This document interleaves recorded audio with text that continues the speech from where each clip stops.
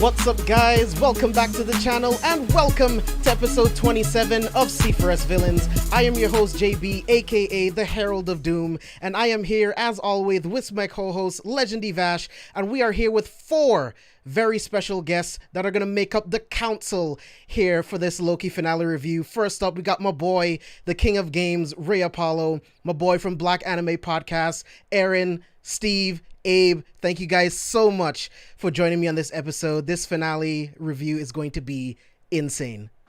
Man, you know I had to get my Kang on. I'm a Kang variant. What's up, baby? Yes, the MCU's first black-owned business. I like it. I like it. I'm glad to be here. For those that don't know, Batman is beating Eren Yeager. So that is confirmed from Twitter. Definitely for sure. So I love that. It is an entertaining weekend. We're talking about Loki. I mean, I'm so glad that you ruined every show that you're on. Thank you. Right? For confirming that for me. Thank you. What's up, man? It's finale time, and It's time to get cooking, baby. Yeah, I don't got the chef coat on today because I got to show off the gold chain like my man Mortis. You know, you feel me? Got the Niger on me. You know, because Kang is actually Nigerian. I don't know if you know this, but Kang is Nigerian, so. Aran, finally got you on the podcast, man. It's an honor to have you here. Can't wait to talk about the finale. Yeah, because supposedly he said that he's never been invited. This is a testament to the thing where it says you can keep complaining, that sooner or later they're gonna let you on. You know what I mean? So for y'all out there, when people tell you to stop, don't ever stop. Never stop. You keep bugging them. So were you a Karen then? I'm pretty sure this is why I follow you on Twitter. He was You like, can be me, Ray follow everybody one, else but me. and the door is like, always open to you. Hey. Next person I'm bugging is Ray. They're gonna be on the stream of Ray. That's next person I'm bugging. Every time he stream, I'm gonna tweet him. I'm be like, Aran, that's crazy. Ray is streaming with me tomorrow. All I have to do is wow.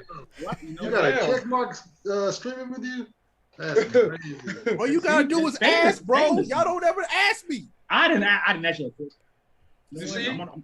Again, ladies and gentlemen, I'm gonna bring the receipts. you just need to be a Kang to know to get what you want.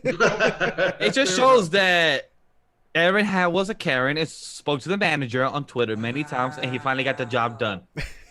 Wow. Don't let him call you a Karen. Yeah, don't let him do you like that. Don't let him I have a great grandma who's a white woman, so I was channeling her. Don't let him besmirch So he do got Elder Karen's Karen's name. My 0.5%. You know what I mean? It was The working one- hard that day. So the your one name, drop rule. Your Oh, name, no, it's your true. name isn't Aaron. So technically it don't count. Yeah, you're right. The one drop rule don't count. You're not an Aaron. You're a Karen. Okay. Oh, Steve, how long you been waiting? Wow. How long Don't you say been that Nah. Don't say that too loud. Don't say that too loud. Let's you know what? Let's strike that from the record. What? Next thing you know, me a Sensei tweeting, Aaron's a Karen. It happened so fast. I had to use it before it wore itself out. Now is a perfect time to do it. Now is a perfect time. Okay, bet. Jesus. Yeah, but before we get into the review, I am glad and happy to be here. yeah, man, it's an honor to have you. Like I told you before, it's always been the plan to get you on the podcast, but you know, inside the mind of the Blerd, Osa and A podcast, we were doing a crossover event, so happy to have you here on the finale. We have so much shit to talk about for you guys, but before we get into the review, Abe has an announcement for you guys for another giveaway that we'll be doing. So Abe, take it away.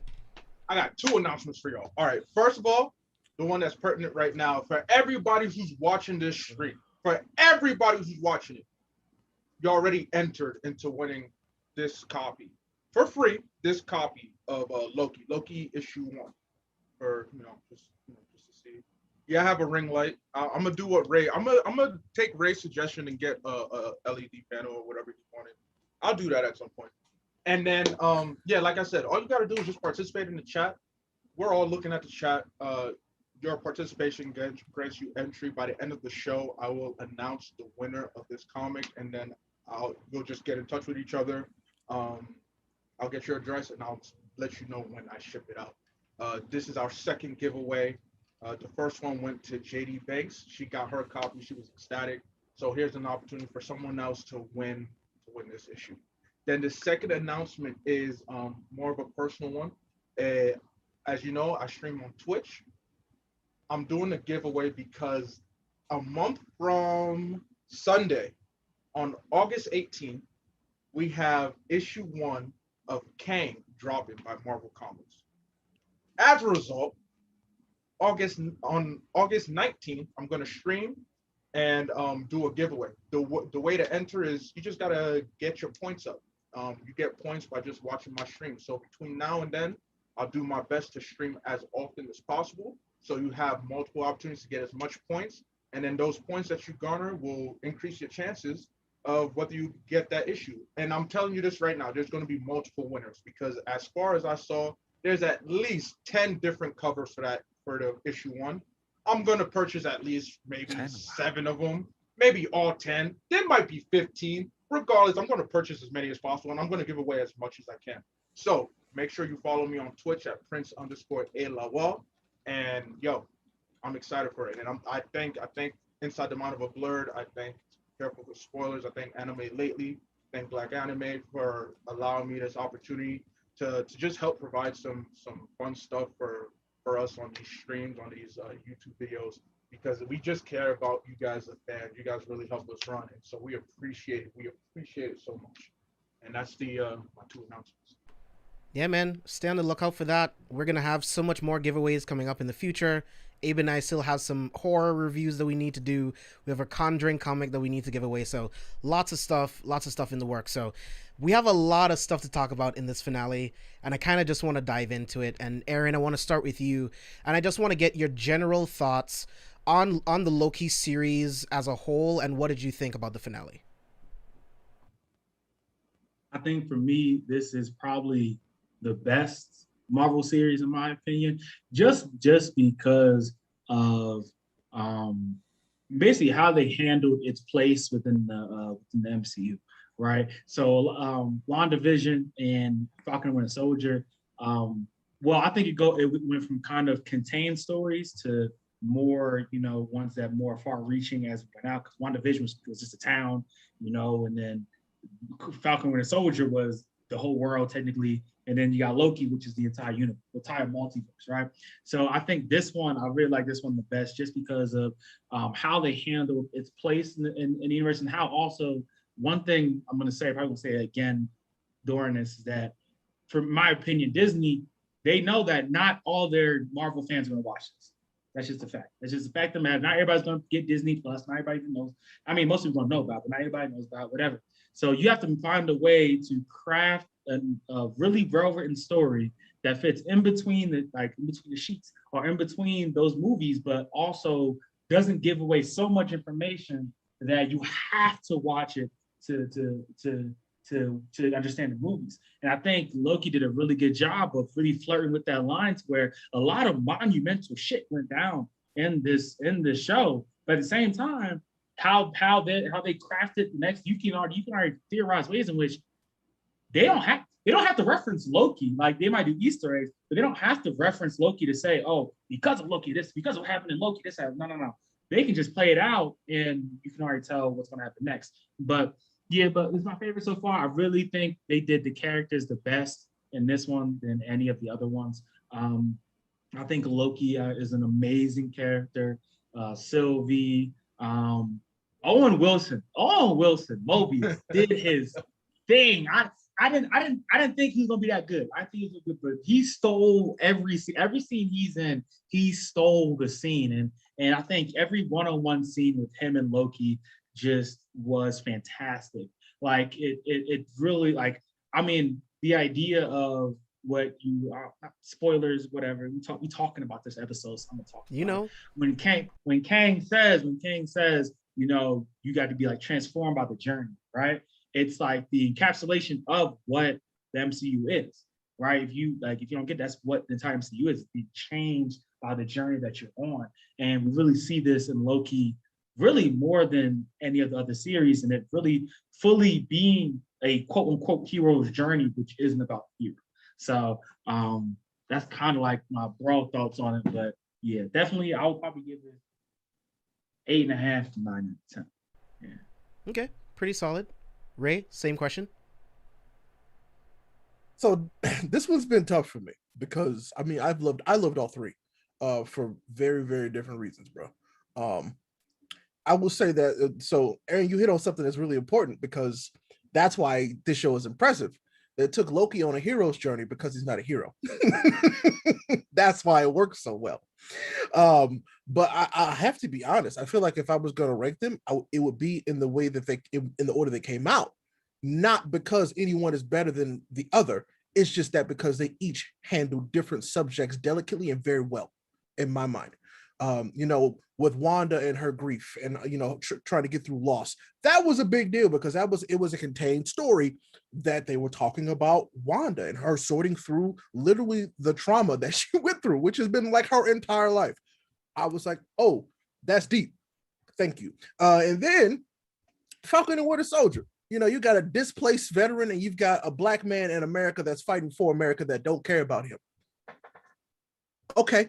And then he becomes their Captain America. Come on, bro. And then you get a character who has believed his entire life he was destined to rule, to reign, and he just accepts that, you know what, maybe I'm just a side character, but I could also have glorious purpose. My goodness, they all do fantastic things. And so, I don't know, Loki, I would probably say a good 8 out of 10, for real. I loved all three of them. They did so well, like in so many different areas. So, yeah. Facts, man. Like it's crazy that they were able to knock it out of the park with the first 3 series. And Secret Invasion is going to be dope. She-Hulk is going to be dope. Iron Wars. Like, I'm so excited for all of these different series, man. It's going to be absolutely insane. Abe, Steve, you guys have been on this journey with us over the past 6 weeks, so I want to know your general thoughts on Loki as a whole series, and where it kind of fits in with the other 2 shows. Look, Steve, you go first. Oh, okay. Yeah, I was about to say, I know he was about to say something. So. I'm gonna get my bag. Bro was ready. He was like, I'm about to speak some facts right now. You go ahead, baby. Man, so far, like this was my favorite. WandaVision is my first one, and it's weird because Falcon and Winter Soldier touched on so much that I identify with, but for me, it goes Falcon Winter. It goes Loki, WandaVision, Falcon Winter Soldier for me. The reason why it does that is because of the parts that they majorly play and the game changers that they're going to play. Because now the one that I'm most excited for that's coming out is Multiverse of Madness. Falcon Winter Soldier is dope, but it doesn't play a part in that. So right now, Doctor Strange is the thing that I'm most excited for. But as a whole, this Loki thing has just been the best one. And I don't know if it's because I've been here the whole journey and then having to do my extra research and Easter egg and everything like that, because I didn't have to do that for the other shows. I just kind of was watching and then watching you guys talk about it. For Loki, I had to really dig in. I read different comic runs that I never read before and things like that. So I really dive deep into it. So maybe that's why I love it so much, but it's just everything that comes with it. Everything that it's about to do is about to change everything. You're about to add all the different multiverses in there. So that's why the Spider-Man feels like, why are you going to get all these different villains in there? That's why X-Men are going to be added to the universe, Fantastic Four, things like that. It just does so much, and it includes so much that this was just you say glorious purpose was the slogan of the show. Well, this is just a glorious purpose for the Marvel Universe. This plays such a glorious purpose for it. So for me, like, this is just it's a 10 out of 10. I was surprised that Aran said an 8. I was like, whoa, you know what I'm saying? Like, I feel like none of them was lower than 8. So for this one to be my favorite, I'm like, this got to be a 10. This at least 9.7 at least. You know what I'm saying? I don't think you can go any lower than that. So yeah, Loki is just, this shit has been fire for me. Abe? All right, where do I begin? First of all, if you've been listening to the previous 5 episodes that we covered, I've been adamant in telling you that Loki was my favorite, even before we knew exactly what it was about. On Disney Day, when they announced all the projects that we're going to get for the next several years, including Marvel, Star Wars, all that stuff, the one that got me most excited was Loki. And it's just because I love the character of Loki, and I felt like him getting his own show really allowed Tom Hiddleston to shine. I had no idea exactly what it would be about. I didn't know what type of storyline they would give him, but I was most excited for that over Falcon and Winter Soldier, over WandaVision, over She-Hulk. The only other show that had me almost as excited was Moon Knight, and I'll mention that again in a bit. But throughout this series, throughout these 6 episodes, Marvel has done a great job of showing character development. Because one thing that we've kind of discussed before is that we always felt that the limited amount of episodes wasn't enough for the previous 2 shows. And we even said it for Loki. But by the end of Loki, I have to take that back. I felt like 6 episodes, they did exactly everything they needed to do. I don't think they needed to add anything else. I don't think that they cheapened themselves, that they did too much, that they quickly glossed over things. I feel like everything that has been done in the 6 episodes was done well. If you know me, I don't really give out 10s. I don't give out 10s like that because I'm always nitpicking. But I have no reason to not give Loki a 10. I have no reason to not give it a 10. And as a result, the way they did this and just showing you the mirror of Loki and his different nuances with his various variants. They did that so well, it felt natural. There were so many things that they mentioned in episode 1 that they continued to play on that we finally saw culminated in this episode. And we'll get to that later too, because there's some egregious tweets that have been going off, and I get everybody loves jokes. I get it. But y'all was bugging because it shows y'all wasn't paying attention. But I digress. Anyway, as a result, I'm really excited. The way they did Loki makes me really excited for Moon Knight, because Moon Knight is such a complex character, especially in the areas of mental health. And I'm really excited to see how Marvel decides to approach that. Because we saw with Falcon and Winter Soldier, I think they did a pretty good job covering the topic of race relations, about a Black man donning the flag, donning the shield in America. I thought they did a good job of showing that it's not easy. There's 2 sides, and both sides can be right, and both sides can be wrong. But Moon Knight, talk about mental health, oh, that got me really excited. So, hey, they did a great job with Loki. I have trust them. Vash?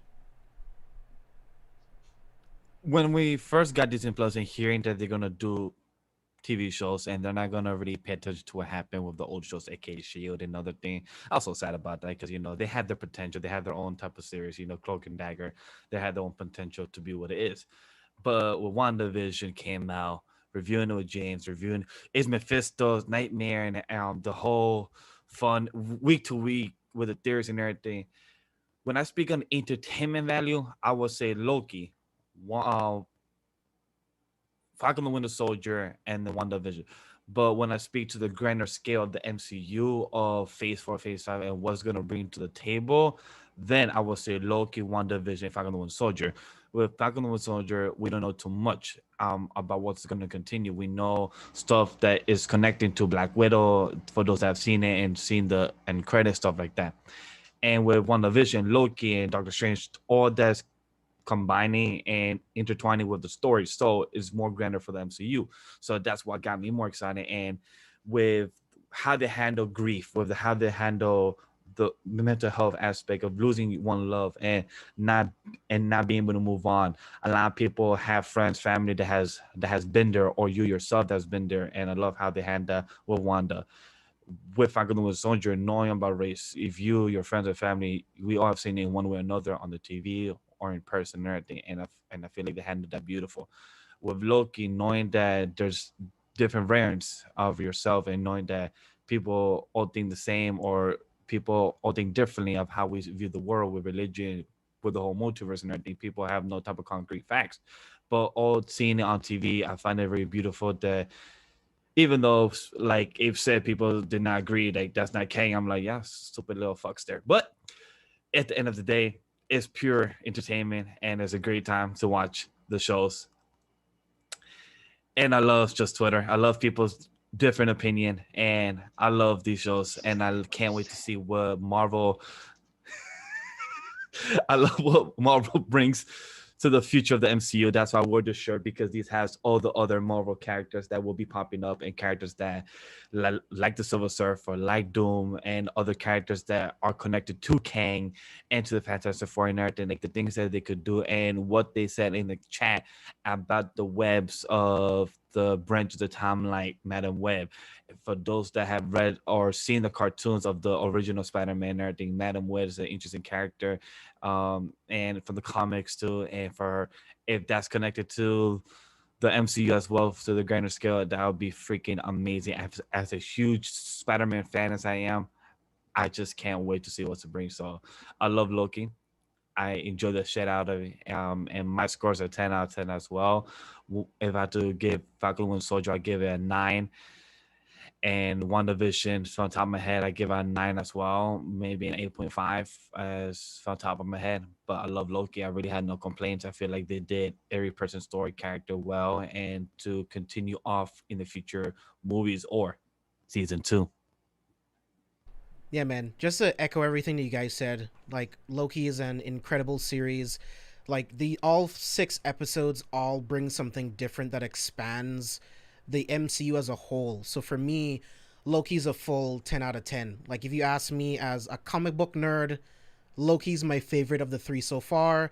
But if you ask me as a critic and just a straight up fan, I would have to give the edge to Falcon and Winter Soldier, simply because as a black man, it just kind of speaks to me a little bit more, just hits home a little bit more with everything that Sam will struggle with and what he had to struggle with to even take on the mantle of being Captain America against all odds. Because once we get into Cap 4, and if they do a sequel series, we will be talking about those people that will not want to see a black man be the representation of America. So that grounded story is something that speaks really deeply to me. So like just as a fan, that would be my number 1 there. But as a comic book nerd, it has to go to Loki, man. Like Loki's absolutely insane. All of the different avenues that Loki is opening up right now, it makes perfect sense why the What If series is after this, because the multiverse is officially open. We're going to get the Watcher looking over at the multiverse, looking at all of these different things happening. No Way Home is going to be crazy. Now it makes more sense that we're going to see is Alfred Molina as Doc Ock. We're going to see Jamie Foxx's Electro. And it's all going to be very, very interesting. And looking at the end of the finale episode, don't want to go into too many spoilers, but these branch timelines are crossing over. So it means characters that don't exist in our 616 timeline that existed in another part of the multiverse can now cross over. It's done something really interesting, like how the CW series was able to take Crisis on Infinite Earths and give you this new timeline where everything is different from the Big Bang. A lot of things are similar, but there's characters that are now in this universe that didn't exist before. Origins are different. So the MCU is essentially rebooting, much like the events of the end of this episode, and I can't wait for us to really, really break it down. So let's get into the very, very beginning of this episode. But real quick, before we do that, I just want to give props to the crew here, right? Over the past couple of episodes, we have called so many amazing things that came to light in this finale, especially in for our episode 5 review. Steve and I brought up He Who Remains. Steve and I brought up the Citadel at the end of time. I brought up the fact that Miss Minutes could not be trusted, and Miss Minutes was the Jarvis version You to did. Kang, bro. Yep. Abe On point. also called it that it was going to be Kang. All roads led to Kang. But we did not know that we were going to get both of these characters rolled into one. That's one. So Yeah. it was amazing. Like looking at this episode and then looking back at our review, we called so many amazing shit. So I'm gonna give us a pat on the back for that shit because we called some amazing stuff that happened in that episode. But let's Look, get into we it. do this. We do this, JB. This is why you have us here. We do this. All right, we do this. Don't question. I was on us. the timeline. Me and Abe were talking about it, and I Oh thought yeah, that- dog. Tell them about it, baby. Tell them Tell about 'em it. about Yeah. it. Tell 'em about it. so my theory was that that when we got to episode 8 and they showed the sit down in the middle, right? How I was talking with Abe was I didn't expect us to get an outright Kang reveal, right? Which for all technicalities we didn't, but we did. That is Kang, right? That is Kang, right? But we did, but we didn't, right? So end of the day, that's why I tweeted. As soon as that episode, when I watched the episode, I tweeted Abe. I was like, Loki, you was right, right? And he I mean, because I think now, and I believe that it could have only been, I knew it wasn't Chronopolis, I knew it wasn't that. But once I looked into it, I was like, it had to be the Citadel. So at that point, only obvious choice had to be Who Remains, but who was going to be Who Remains, right? They was like Abe was telling me that y'all theorizing it was King Loki, that y'all theorizing, and I didn't think it was gonna be King Loki. I didn't feel like that fit at the time with the story they're trying to go with. I still have doubts about them going with AxL in the way that they did in the comics. But I more so expected it to be a character like He Remains. But yeah, I was like, me and Abe was going back and forth. But I was like, I don't know, Abe, I'm not sure.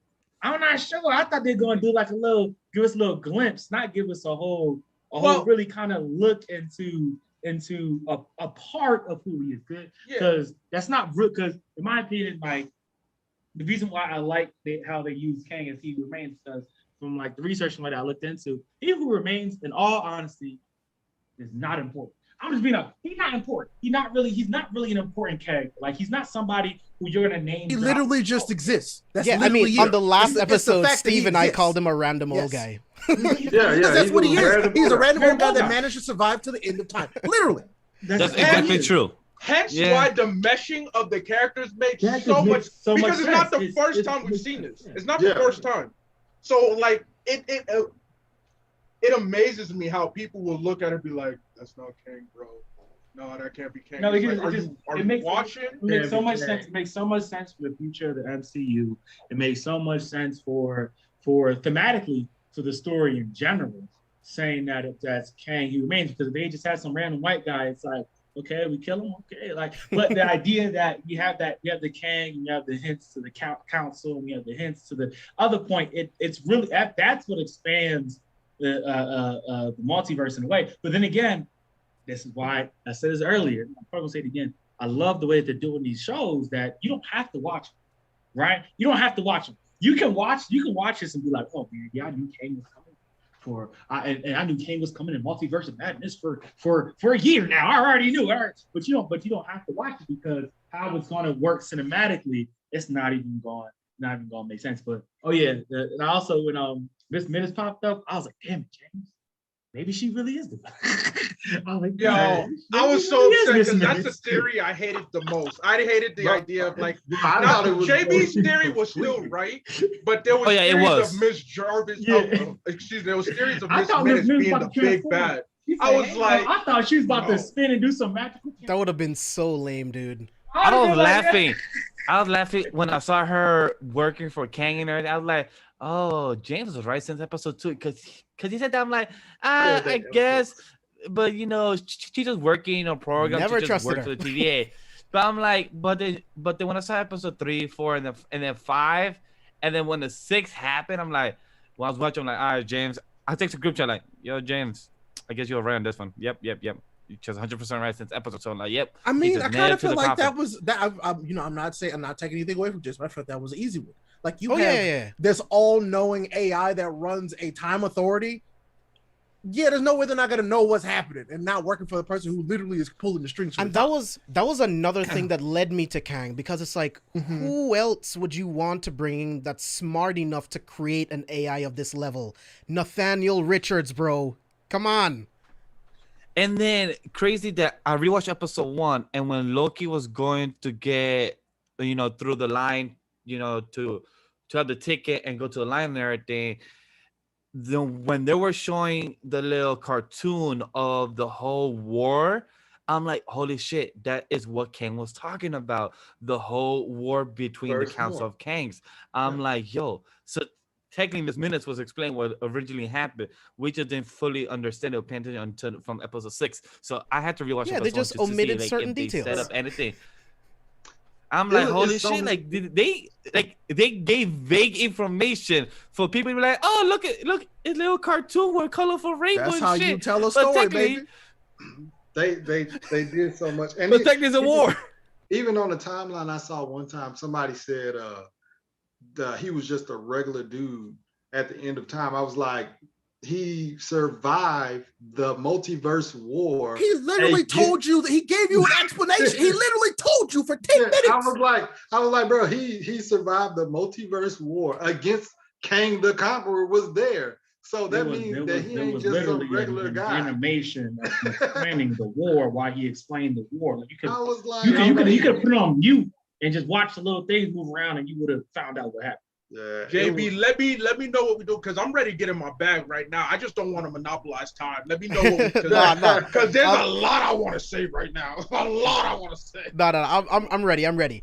So first thing, I love the opening credits, right? Like we see the Marvel Studios logo come up, and it's like we're watching. It's like from the beginning of the Big Bang all the way to where we are right now, but going through different moments of dialogue from different characters within the MCU up until this point. I thought that was really, really clever. And then we get to the actual Citadel. Maya Angelou is confirmed in the MCU. Huh? I said Maya Angelou is confirmed in the MCU. She's a superhero. Hey, also Greta Thunberg, the 18-year-old, is she climate change hero? Climate change hero. Yeah. Climate change. 18 years old and she's climate an change champion. She's Love it. Mm-hmm. Love it. Send her the check. She I'm sure they did. I'm sure she got paid for that little glimpse of her face. Because low key, is this now going to be that she's now officially in a new intro, or do you think that was just for Loki, or you think that's? I feel like that was just for Loki. I mean, that was just for Loki, yeah. But like now she's going to be in an intro in Marvel forever, until it don't exist. So one thing I really enjoyed, like talking about the intros, how I love it when TV shows do this, but like the intro evolved.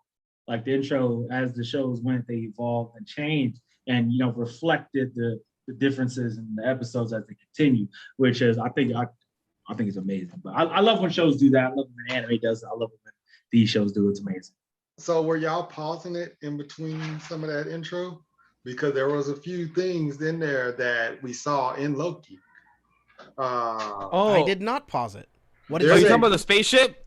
Or No, you talking about the spaceship that passed by? If you ask James and Vash, I try not to pause intros because then I see too much. And it's a wrap. Same, yeah. So the spaceship, Anime has taught you that. I saw that on the YouTube video that they said something about the spaceship. But the thing that I actually pointed out, there's a planet that crashes into, there's like a eruption. So I did see that. So I was like, oh, that's Lamentus. Lamentus, and exactly. I was like, so I don't know if it was just because I paused it or if I just paused it because I saw it. But I was like, shit, that was Lamentus. You know what I'm saying? But I did see what Vash is talking about too. I saw that in the YouTube video that there was spaceship.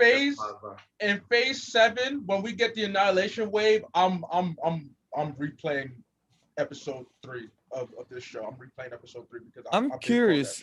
I've been called. I'm curious if that spaceship is a spaceship that our girl Rensselaer was talking about with Ms. Minutes that with the prototype, or if that's a different spaceship. It might have been Cap, dude. I think it was Cap, and I think it was just like a reference to the actual time ship from the comics, but I think it was just a ruse to buy time. Yeah, I agree with James. I feel like people are looking too much into it. Well, they also said in WandaVision that there was a spaceship that's missing. There's some astronauts that's missing in space. They said that in WandaVision. Yeah, so if you if they tie that into this Loki opening, Marvel is just in a different. It better be Fantastic Well, Four, dude. that's what they said. They said it's Reed Richards and Fantastic Four. That's where did they say that? Send me. I need the clarification. Well, here's the thing. Also, that sounds like a theory. People do believe that it's the Quinjet from when they were traveling in space in Infinity War. Yeah, that's what I think it is.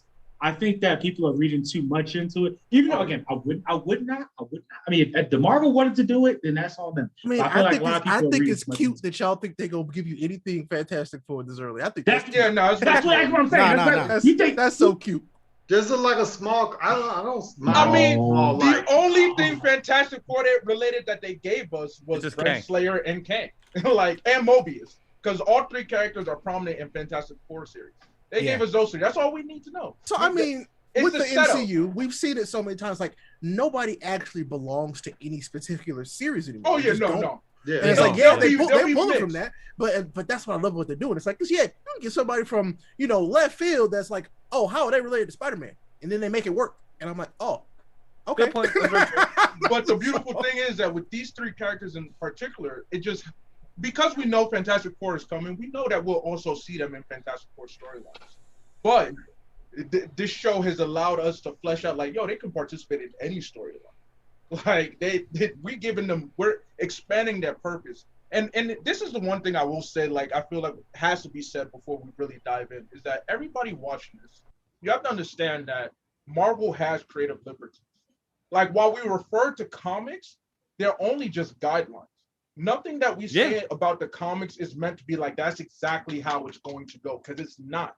If you believe so to be, then you haven't been paying attention to the MCU for the last 10 plus years. Well, I was actually thinking about this before we got up, so saying the same thing. I was thinking, you got to remember when the MCU started, they didn't have, because the person that was in charge, they didn't have the ability to do everything they wanted to do and what Faye wanted to do. So again, if the MCU would be restarted today, which it kind of was. I was just gonna say, it kind of was. Kind of was. They can do whatever they want. I felt those Faye, Kevin, whatever, Feige will go closer to the comics than he did before. Because there's things he wanted to do before that he couldn't do. Facts. And Universal is still touchy, so we don't have to see what you can do with that. But and same thing with Sony. Sony Universal is still touchy. But there are things that he wanted to do in the past that he wasn't able to do. That now that things have been rewritten, I feel like we're going to get a few stories that are going to be a little bit closer to the comics than what we got before, because before the guy in charge was talking all that, it has to, it can't be too comic-y. People don't like the comics, and people don't like women and black people, and Feige was like, you're fucking dumb, but you got paychecks. That's exactly why Inhumans failed. It's like, your ideas are terrible. How do you mess up Black Bolt, man? Black Bolt's one of those easily. Well, keep in mind, Miss Google Raw, the actress that plays, that's also my waifu.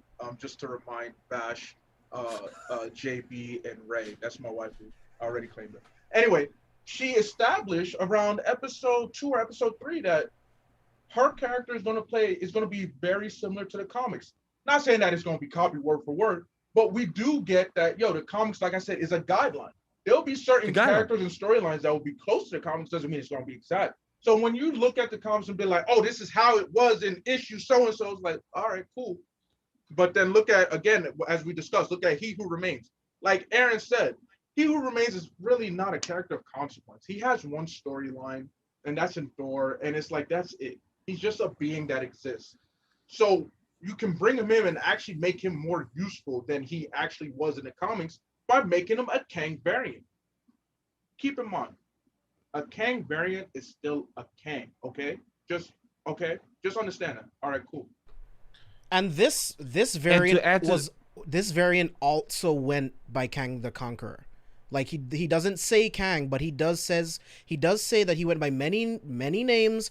A ruler, a conqueror. We know that he's Kang, and we knew that at some point in his millions of lifetimes, he was Kang the Conqueror. I'm about to say, how does that not compute? It's like he literally could just be saying that. He could be saying that in terms of the variants that are also him, because he knows that's him. Right. Even if he doesn't say that, he says, I was a scientist in the 31st century, which is Kang. Yeah, there's so many. It's so many, like, clear as day. And plus, what threw me off is that they also combine Kang with our boy MR2. I'm like, I didn't expect to see that. Like, we thought I was going to see Kang, but to see MR2 as well, like that version of, like, this was literally. I gotta say, I don't think that's. What? Huh? You say you talking about Immortus? As you meant to say? Yeah. I don't think he's Immortus. No, it's just the fit costume that he was wearing. Yeah, it's homage to the character. It's homage. I don't think he's Immortus. I think that was but that is a version. But that is a variant of him still. That's a variant somewhere of out him. there. Yeah, it was just a reference to that. But he was him. There's a council that shows the proof that this is Kang.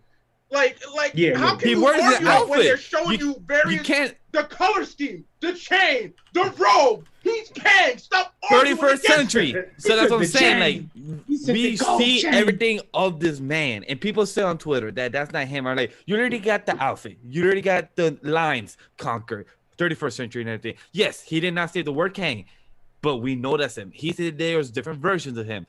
How the fuck do you not just hear between the lines? Having your parents and family tell you, read between the lines. Literally, Marvel has always done this. It literally was slap in your face. How hard do you want a more slap? Yeah. The only reason why they didn't say Kang is because of Ant-Man. Right. They're saving the name drop for Ant-Man. Yeah. But I want to dive into the episode, and we're going to be reviewing it just a little bit differently. Usually, like, I would go like section by section throughout the episode, but since the finale, since it was mainly focused on Kang, I want to start off on Kang explaining the multiversal war, how he manipulated Loki and Sylvie into turning against each other, into making Sylvie kill him so that he can start over everything. And then we'll talk about Mobius, Renslayer, and then wrap it up from there. So let's dive into it. Ray, I want to start with you, and I want to know your thoughts on that scene with Jonathan Majors' incredible performance, just breaking down this monologue of how he found out about the multiverse, the multiversal war, making our timeline separate from everything else in order to keep the peace, creating the TVA. What are your thoughts on all that? It's a lot to unpack. Listen, so this scene, I was hung on every word that he was saying because it was so well delivered. I was like, no, this is a real dude telling a real story. Like I was just in it, I was there. And I mean, I also got to just take a moment to say that two of the smartest people in the MCU period are Black, just so y'all know. So there's that. But him breaking down the multiverse and how he found out about it and what it became and the breakdown of it all was so eloquent. Like you could tell this man is a performer, but not only that, he was telling a story that he was enjoying telling. And that's what was like, man, I love this because he loved it so much. But it's also like, yeah, well, I'm here now because of everything else that I did. And I'll tell you, my favorite line will be forever. Loki goes, what are you so afraid of? And he just pauses. Me. I hollered, boy. I screamed. I was like, when somebody says that to you, and then you saw Loki's face, he was like, and in that moment, he knew. He up. He knew. And I loved every bit of it. But I mean, it was just, you could tell that it was planned. You know how you get to the end and villains are like explaining what they did? And you're like, okay, whatever. That isn't how that happened. No, the way he delivered it and told them what was happening, it's like, oh no. Yeah, no. He orchestrated this. He paved this road for you on purpose just to see what would happen. And then he does actually give them a choice. Like, this is the first time I've been watching a show like this where I feel like the characters presented with a choice actually had one. I mean, we all think know they had a choice. Oh, they had a choice. They did. They were the only two choices that he gave them, though. That's the best part. Okay. Because think about it. They're the same person. And so he gave that one person two choices. But since they're two people, one choice. You know what I'm saying? So yeah, he knew that one was gonna be like, oh, bro, I don't know. This could be a really good idea. One be like, no, F everything. She said, I still want to kill him. And I love that. I was just, and I told y'all last night, I looked at my wife after he finished giving them my love, and I was like, that's the first time somebody has outacted the two of these people this entire show. I was just like, incredible job. I was like, in that moment, I was like, yo, this is the best performance I didn't see. It was so good. I was just like, I was enamored like the entire time. But just real quick, a theory, and this is a wild theory, you know, because I know I can say it for later, but this is good. So you know how you walk into the time chamber and one of the statues is shattered. Yeah, one of them shattered. The Oracle of Siwa. Indeed. So what if that was because somebody else had been there before and tried to fight him and didn't, you know, kind of freaked out about it? Say one Tony Stark, might have ended up at the end of time, didn't know what was happening. Kang explained it to him. You kill me here, you F up all of this. And Tony, being smart and rational like he is like, well, hey, I got other problems to deal with. I didn't think anybody would be here. He tells him what's happening. He literally lays it out for him. There's a line that Tony says to Cap in Endgame, and it's a very specific line. He goes, when you go messing with time, time messes back. You'll see. Interesting. Very, very, very pointed line. God damn it, Ray. Boy, it's about to make me go rewatch Endgame like for the sixth time. When did he say that? When did he say? I need to time. Right? No, I remember. This is right Me when too. That's why I'm like, they're shit. fighting like past Thanos essentially. But it's like, and he's pulling Cap up. Like, look, time's got a way of messing. Like, yeah, this was like also messes back. This was like the last 20 minutes. Tony knew way more than he let on, and that's because he had tested the time travel theory, because that's Tony Stark. He always does this. He never thinks about it. He tests it to make sure it happens, and it just does it. He tested it twice. He did. And so, oh boy. So we can go into that later. Oh, wait, no, Ray. That also further explains his hesitation with the plan originally. Exactly. Keep in mind, he was not because that's what he thought about it. That's what he thought about with Captain America when he came to see him. That makes sense. Yeah. Because he was hesitating, like, wait, because he told him, like, I don't know about it. Why do you think that Tony already knew about the multiverse? Yeah. The Shoots theory. Why do you think he knew about it? He got that timeline done. Tony knew how to time travel. Okay. Yeah. So I gotta say, I mean, it's a theory, so I can't. Okay. So by the way, but then one more thing, real quick. So this is confirmed. There is a book that came out that was it's Marvel canon. It's called the Wakanda Files. It's Shuri's notes over everything, and Tony left a note for Banner that talks about the theory. I'm just saying, this is a real thing. It's interesting to speculate, dude. It's really interesting. Keep in mind, and it's something that we've always said, but remember, it's something that I've said about Loki. Nothing is wasted.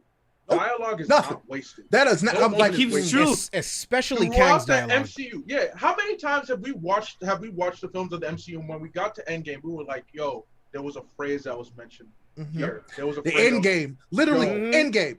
Yo, Ray, I subscribe to Ray's thoughts. I'm with that. I fuck with that theory because and let him in. Because I fuck with that theory because it feels more to Tony's character. He's a person that always likes to check the numbers in the comics before he checks extremists. I mean, even before just he checks superior armor and everything. Tony Stark. He's got to risk himself before he risks. He's also the Tony Stark that says sometimes you have to run before you can walk. So. Thank you. Yeah, thank you. Like, it's very interesting. I was about to say that, James. I have perfectly said, James. Thank you. The 4 vials of the PIM particles that you need to recharge to get back. Right. He didn't need 4, bro. He only needed 2. But there were 4 of them.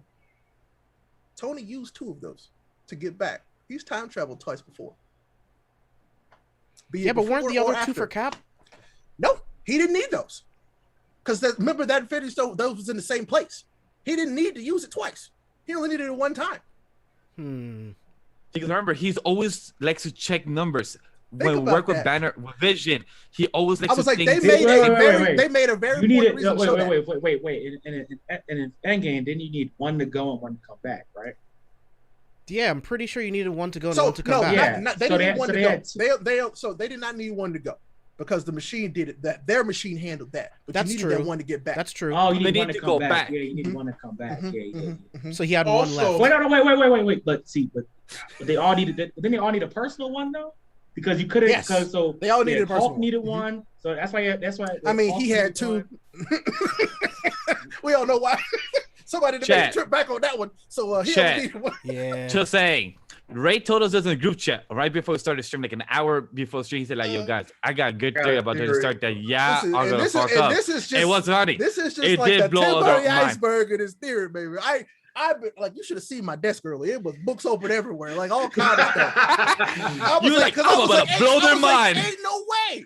But yeah, I think it is completely possible. Completely possible. Hey, and I wouldn't be You might make me surprised because like all about that. the whole thing with Marvel is they try to throw you off. Mhm. So Misdirection. remember when I told you I was like, Richard E. Grant is slated for 3 episodes. It said 3 episodes on IMDb. If you go check now, it says 2 episodes. So their whole thing is to throw people off. So I wouldn't be surprised where everybody was like, my contract is over in game. I wouldn't be surprised if all of a sudden Robert Downey Jr. Shit. starts popping back up in these Marvel movies. Yo. Because especially with the fact that you got these variants, quote unquote. You can have a variant Robert Downey Jr. You can have a variant Black. Exactly. You Yo, can have Steve. a- So if you're telling me, They won't do that though. Yeah, I Bro, don't see. look, I don't here's see the thing though. we want items. If anything, Ray's they'd be theory- cameos, like you know. Ray's like, you theory can see the- allows see for the back of the allows head. for If I Stark get- to come back for Robert Downey Jr. to come back. Yeah, but and the just give thing us is a they don't flashback want to. scene of Yeah, that. I think we get a flashback scene to some stuff that he did. Yeah, flashback. Yeah. scene. Not a we whole get thing, that. But it won't be new That footage. is- Won't be. Yeah, I don't think. it won't be get any new. new footage. I'm pretty sure they've already recorded this. Yeah, they've they already did. recorded all this. Yeah. So Like Yeah. I in the Ironheart, I believe we're more than likely to get in Armor Wars. Both of them get flashbacks of Tony, but it won't yeah. be new footage. It'll be footage they recorded before. The movie that they had meant for. It'll be new to us. they was like, we It'll be- paying you one time, so we gonna do all this. I swear, it'll be new to us. It won't Hey, I be new swear. to like them. Like won't be Last like, episode, you can check it. I was preaching. Richard E. Grant is slated for 3 episodes. He has to be in episode 6. I said that at least 5 or 6 He times. could be in If season 2, bro. Yeah. you go on IMDb right now, it says 2 episodes. Because And it's I was already like- confirmed that we're gonna see more Loki variants in season 2. So I mean, there's potential that he was just cut from the episode, so they're saving it for the next season. Yeah. yeah, It because doesn't that say- footage, It doesn't say 3 anymore. I'll tell that you that. footage, Well, so yeah, if they cut the credit, that means that he would only get credited for the 2. yeah, So because Yeah. that footage of King Loki, yeah, that they obviously didn't put it into the episode. There was also another clip where he was back in 2012. They also didn't show that as well. So I mean, they could be saving some stuff for season 2. But back to that conversation with Kang though, like it was such a great like explanation of just how it all works. Like I felt like the dialogue worked really well. He portrayed it really well and made it really, really interesting. And the Didn't you believe him? visuals too. you believed him. It was like he was telling you everything he was saying was the truth. There was no lie. Yeah. Like it was very My favorite interesting to see that he had to, what made it really interesting was that their explanation is that Alioth was created because of all of the tears in reality. And then he was able to turn Alioth, which is his greatest adversary in the comics, into a guard dog while he watches over all of time. A giant goes in this Roomba. a giant Roomba, but in this infinite loop of time in order to keep it separated from the multiverse. He created the TVA because Nexus points would end up feeding into those other multiverses, which would give them access to our universe, creating a multiversal war again. So they did such a great job of explaining this shit in the dialogue. But Aran, like, how did you feel about the explanation, the dialogue? Did it work for you? Like, tell me your thoughts on it. I think Ray said it, but that man Jonathan is amazing. That man is amazing. He what I really loved about the episode and that part especially, I don't think it was manipulation. But the thing is, it's just who they were from the beginning. It's kind of the idea that it was Miss Minutes. I think Miss Minutes did more of the manipulation, which I guess is an extension of him. Miss Minutes did more of the manipulation than Gang did. Because Gang basically just said, because Miss Minutes, I think that's when it started. It started when they walked in there. When they walked in, Miss Minutes was like, I'll give you guys everything. You can have everything you ever dreamed. He who remains can fix the timeline so you could fit in anywhere and there won't be anything wrong with it. You can be a king, y'all can be together, you can have all good memories. And that's kind of where it started, where she's like, are you sure you can trust him? Like, you know his past, people know his past. Are you sure he's trustworthy? And that's where it started, because he doesn't say, all he tells them, he says, I want both of you to rule. And actually, he doesn't even say he wants them to rule. He basically says, I want both of you to be co-workers and take care of the timeline. Mm-hmm. That's it, right? But Ms. Minutes put that thought in Sylvie's head that he still wants to be king, right? And so that's where that rift started. I think what he did, I mean, again, it's an extension of him. So more than likely he orchestrated that, because remember, he put out the file and said, I know everything I want to say. I already knew it was going to happen. I love that, by the way, that they brought back the transcript, that even he has one. But go ahead. Yeah. Oh, that was amazing. I knew everything's going to happen. Boom, jump on a thing. And so that's so. But just to go back to that speech, I think I really enjoyed it. It's one of the things that I really love about the MCU in itself, is that it explains the things that need to be explained and doesn't explain the things that don't need to be explained. We don't need to know how a TemPad works, right? You don't need to know that. You just know it works. It's science, technology, far-flung future. It works, right? But it takes the time to go in depth and tell us who this person is, right? Some shows might not. Some shows just go, oh, he's just this random big bad evil guy and he's whatever. But they take the time to show us his personality, his motives, who and all this kind of stuff like that, which, you know what I mean? And also it does it with a twist by giving us the idea that, is he really telling the truth? Loki, the master liar, is saying, I believe him, right? Sylvie, she wants to see the manager, so she's not worried about belief or not. But Loki's saying, you know what? I know liars. I've been doing it my entire damn life. My entire life, I've been a lying asshole. This man isn't lying, right? Or thank you. Or even if he isn't lying, there's a shred of truth. There's some truth in what he's saying, because there's a little bit of truth in every lie, and there's some truth in what he's saying, right? So even though I do believe there is some sort of way, I do believe that he may have wanted to die, because he said he's tired, I'm done, right? He definitely wanted to die. He said, if you kill me, another one will be here in 5 minutes. So I mean, you can do it right now, you can do it later. It's up to you. And when she asked him, I'll actually, this is probably my favorite moment. This is probably my favorite moment thing. When Sylvia was like, are you gonna beg for your life? He's like, I could. And like, that's it. Because it's like, he's like, I could, but like, what's the point? I already know what's gonna happen. I already know if you win, what's gonna happen. So what's the point? And so I think Jonathan Majors did a fucking amazing job. I loved his role from the elevator all the way up into the room, the explanation, the monologue. I think the memes are really funny, like when like people like eating popcorn and like him just, and people fighting and him just, that's what he was doing. He was like, oh my gosh. So that was the best fight scene in the show. And he was just like, who's gonna win? He's like, y'all kissed? You love yourself that much? Like I you know what I mean? Like it was just, I just think it was masterfully done. Really enjoyed it.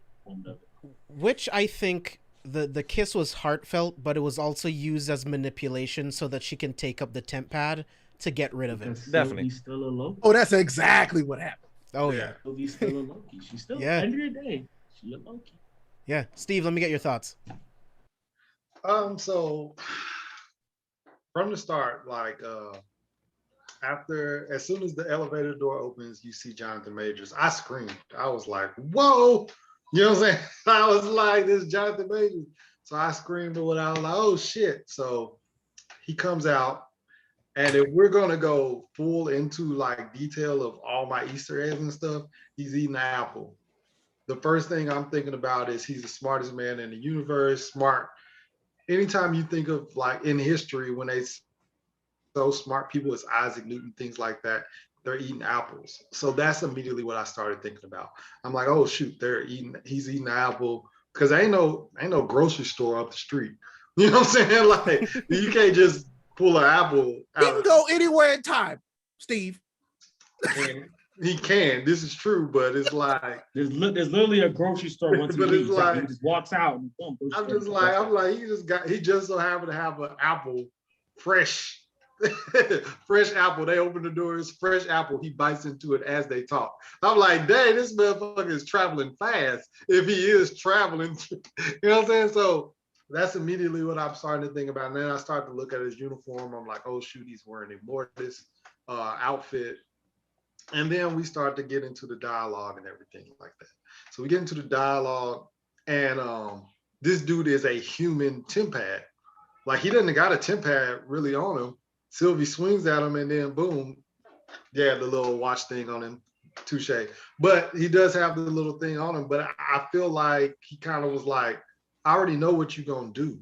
You know what I'm saying? Like I'm not even facing you. So I feel like that's pre-programmed. I feel like once he messed with his watch, it was or his wristband or whatever. It was more so when he visually saw something. I mean, he had the Apple Watch 30, so I understand. Yeah. Well, he explains that though. He says in his thing, he says, "I already know everything you're going to do. Why do you think I keep dodging right before you hit me? Because I know where you're going to hit me." So he already had. Yeah, he's read the script. He already had all the locations programmed in the. Yeah, I feel like it's already pre-programmed. Okay. Yeah, it's pre-programmed. So he's doing all that as the elevator's going up. And then he sits down, and Jonathan Majors, like we all have all peeped, he stole the show. Jumping up on the table talking to grow up, Sylvie. Like that shit just really shook me. I was like, he's on her ass, like, grow up, murderer. He's like talking to Sylvie crazy because it's like you sitting here judging me and you've done worse. Even, you know what I'm saying? You've wiped out entire timelines. So he's like, grow up. And he's on her head about that. And I think originally I was like, he doesn't know what's going to happen. But the more that we talk in this particular episode, I'm like, he actually might have kind of known what was going to go down because, like Aran said, he had Miss Minutes implant in his head. Like Loki wants to be a king, but Loki wants to sit at a desk on the throne. You know what I'm saying? Like this is what he wants. And then he's like, you guys should be a team. And then even Ray was all like, yeah, but you already know somebody's going to go against each other. And if he's read the script, quote unquote, he knows hand-to-hand combat, Sylvie wins that 10 times out of 10. Like in a hand-to-hand situation, 10 out of 10, he pretty much knows, like Sylvie, because Loki said it a few times, like, I can't, you know what I'm saying, beat you hand-to-hand. Magic-wise, yeah, but he held back. He did not want to fight her. He did not lose. You can say that, and you can say that he's in love with her and all this other stuff, and he could slow down and hold himself back. But at the end of the day, even if he's holding himself back, Loki has said himself, I can't do anything with you. And I'm with Steve on this one because when we got the reveal of the Timekeepers, remember Sylvie took care of the 2 Minutemen that she was fighting within seconds, and then she was fighting Renslayer, while Loki was struggling with 2, and then Sylvie still had to help him. Yeah. So hand to hand, it's Sylvie. Yeah, he knew. And like you all said, he got the script. He knows. Sylvie wins that fight. So now, like, as we're having this conversation, now I'm starting to feel like, damn, did he know? Like, she's going to win this fight? Maybe he thought that she was going to kill Loki. Maybe because like he said, he's like, I don't know what's going to happen from here on out, but he probably still had an idea. So maybe he thought like she was going to actually finish Loki off and then he was going to die, which is still, because at the end of the day, he still said the line as soon as he was stabbed, see you soon. And see you soon was also said in episode 4 when she cut off the head of the fake timekeepers, and the robot head was rolling down. You hear "see you soon," real slowly. So what was it? I just thought about something. When that's all going on, right? There's the idea. People think that when Sylvie kills him, that's when Wanda hears her kids. But I feel like it's way before that. You know what I mean? It has to. I feel like it's right when he says stops. He's like, I don't know what happens after this. One, 100% believe he's lying. But two, I feel like it's all purposely played out. So he dies. I don't feel like it's because after his death, I think the timeline stabilizes, which is why everybody forgets who Loki is. Well, yeah. Right when he dies, right before he dies is when it changes. When he says, I don't know what happens after this, I feel like he's telling the truth in an eggshell. I don't know what's going to happen, but I think that he definitely has an idea. Because, like I said, they're going to fight, and we all know, hand to hand, Sylvie wins that fight. So I think he definitely has an idea of what's going to happen. There are things that could happen where Loki could, quote unquote, convince her not to kill him, which at the end of the day is still a win-win. Hey, real quick though, Steve, do y'all really think that Loki was really trying to fight her? He cared about her. If Loki actually fought her and used his magic, she would. I mean, so think about it though. He can't use magic. At the very end, he uses his magic to come out of nowhere. I mean, he could have done that the entire time, and he chose not to. He could have teleported her out. He could have teleported her out of there. He didn't, but that's not what he wanted. So exactly, yeah. But that's the thing that I feel like there's Loki's still learning his full potential. Remember, Loki has fought his brother in Thor and everything. Loki could fight. Loki could handle. Loki used to fight the frost giants and everything.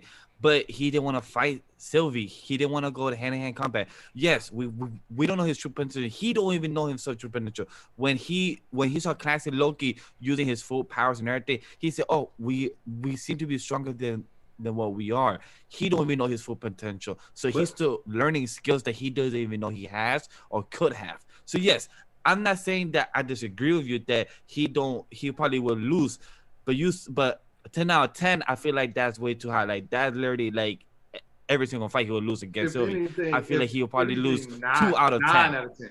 I think in the hand to hand, it was definitely done. I think that Loki could possibly convince her. That was the thing that he didn't know. But at the end of the day, he still was a win-win situation because he told you, if you guys do work together, you guys make sure that this other Kang doesn't show up. And if you kill me, I'll be back, pretty much, is what he's saying.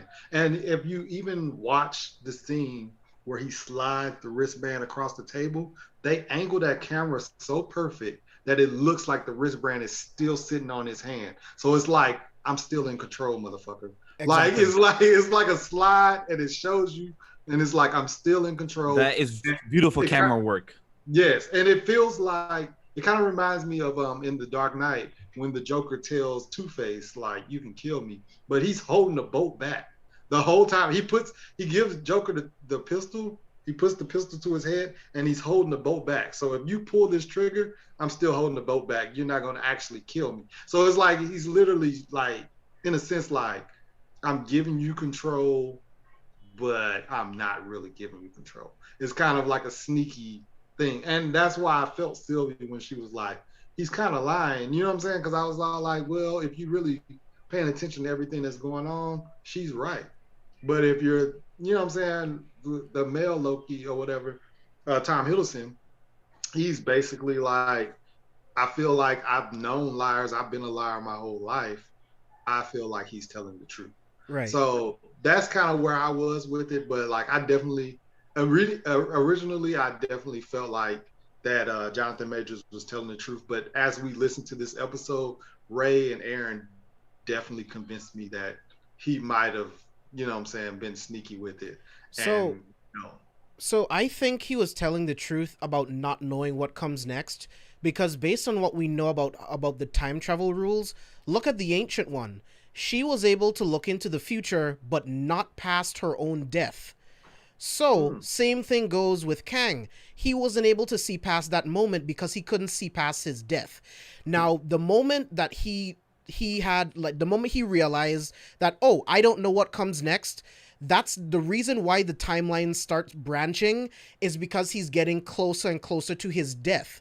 So it was always going to be written that Sylvie was going to kill him, and he knew that, you know? So that's when the timelines start branching off. And when they start connecting to each other towards the end of the episode, I do think that that's where Wanda is able to hear the kids, because she is able to hear them because the multiverses are crossing, and she's hearing another version of them from somewhere else in the multiverse. Well, I'll see you on that, because with you watching that episode, most of those branches are blue. There's a little red red one, yeah. That's because that's the universe she created. The universe she created exists now, a part of the multiverse. Yeah, so it wasn't her. It wasn't her. That's what I think anyway. It wasn't her kids from the multiverse. It was the kids that she created in her universe. Yeah.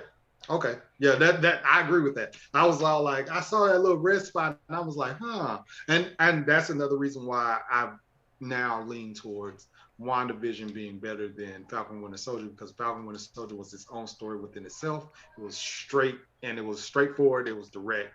Boom, that's where it was. Where WandaVision and Loki feels like they're joining with the whole universe and things like that. I mean, I'll kind of meet you like halfway on that, because I feel like WandaVision, only that post-credit scene really did that. Because I would say WandaVision was still pretty isolated. Let's be real. It was them learning about her chaos magic, and then her learning about, dealing with her stuff. And then that post-credit was like, I'm gonna get my kids. It's not even just that though. You got Monica Rambeau. And then there's Secret Wars, motherfucker. That's the two. I mean, sorry, Secret Invasion, motherfucker. That's the two. Those are the two things that really connect to the rest of the rest of the MCU for real. But everything else, for the most part, is self-contained, because even the Secret Invasion one just ties to the Secret Invasion TV show. Doesn't even really tie, because that does the greater MCU, but it's not like. Now, I don't even know how they're going to do Secret Invasion TV show. Now I can't wait. I don't know how you do that and not do it in a movie, because not everyone's gonna watch it. I mean, after watching, I love the Secret Invasion. After watching, I'm so interested in how they do it. Yeah, after watching The Mandalorian, I'm convinced they'll be able to do it just fine. Yeah, man, you have to view Super Scrolls. You have to view the MCU like a long comic book run. Like, just because we don't get everything in one series or a movie, it's still all connected. So Secret Invasion is going to tell us all about the Kree sleeper cells. It's going to show us more about Sword and the Skrulls. How will we get Super Skrulls? Will we get hero Super Skrulls? Because we know there's evil factions of the Skrulls. So they have to be evil. Anyway, I love Secret Invasion. It's one of my favorite storylines. It's one of my favorites. I think it's so monumental, and if it'll change the MCU no matter what they do with it.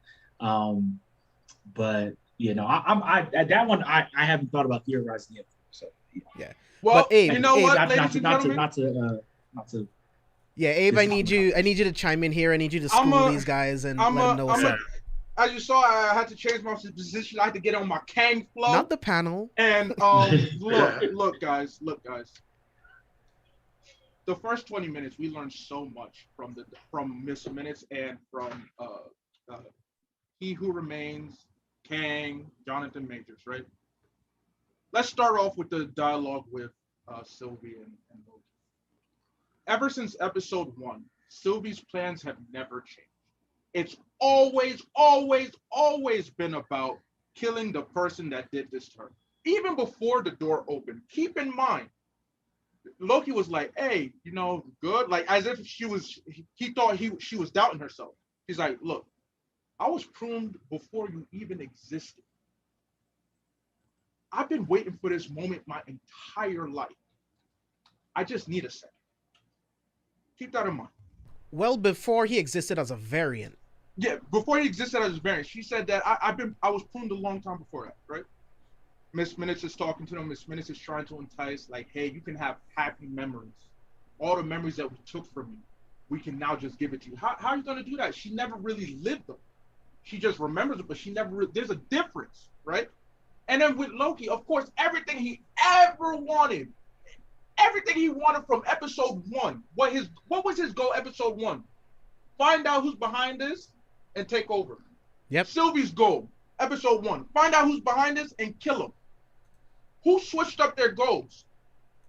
Loki, Tom Hiddleston. When he met Sylvie, he started like, you know what? Okay, I see you. That's what we're gonna do. He moved over. All right, cool. Who was the one that said no to Miss Minute's plan? Sylvie. She said it's fiction. It's not real. Because she was so focused. She's like, I'm sticking with my plan. Then we get Steve. You were not the only one. I was yelling. It was 1 a.m. out here in California. I was yelling my ass off. I'm surprised the police wasn't called on. As soon as that door opened and I saw Jonathan Majors, I was like, oh my God, it's gay!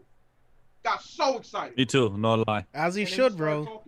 And then he started talking. Look, guys, several times he said, not he himself, but one of his variants came from the 31st century, who we know as the original king. From the comics, that's who we know as the original king. Right. But he who remains referred to him as a variant. He's the one that figured it out. But he said, hey, but the rest of us, we were figuring it out too. Then we saw the Council of Kings. But my favorite moment, it wasn't even a word that was said. It was an action. When he says, oh, I've gone by many names, he said ruler, he said conqueror. Then he paused and he laughed. He laughed after he said conqueror. That was freaking beautiful. When I said, yo, this is it. This is it. When he said ruler, you think of the Pharaoh. But when he said conqueror and then he stopped and laughed, he laughed? Oh, by that point, it should have been solidified if you had any doubts. So I'm surprised that people still have doubts when he told us himself. And then look at the actions when he was showing us the diagram. He showed us universes, but then he did show us the Council of Kings. For those who don't know what the Council of Kings are, the Council of Kings are actually other variants of kings who were focused on keeping order. They weren't evil. They just kept order. They were making sure that no king got out of line. I mean, if anybody watches Rick and Morty, it's the same thing, Rick, the Council of Rick. Exactly. Yeah. Or for anybody that watched The Flash, the Council of Wells, or for anybody that read the comics, the Council of Reed Richards.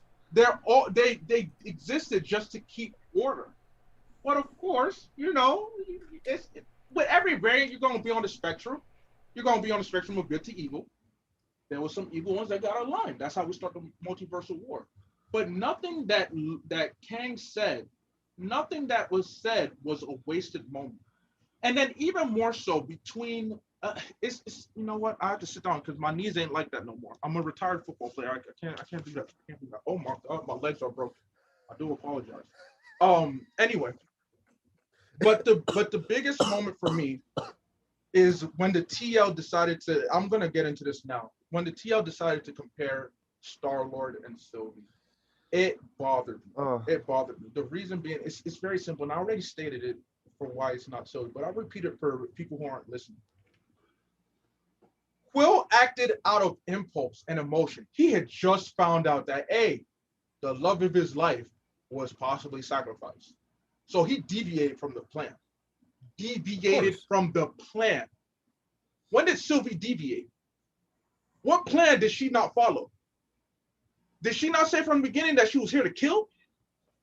Did Loki not switch up and say like, oh yeah, you know, I'm with that? Until he heard the thing he wanted to hear. You can control this all. You can control it. So no, Sylvie is not Star-Lord. But the thing is, she didn't tell him in the beginning. He had to find out what she wanted to do. Because that's the first thing. And she second didn't of all, need him. She didn't need him in his plan. She had this all figured out. She could have done this by herself. And second of all, he didn't stop because he heard he could be ruler.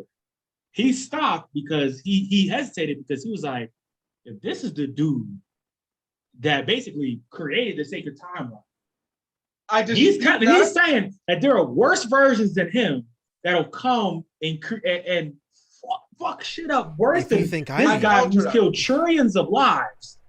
I counter that. Maybe we shouldn't kill him. Maybe it's not the right call. Maybe we should talk about it.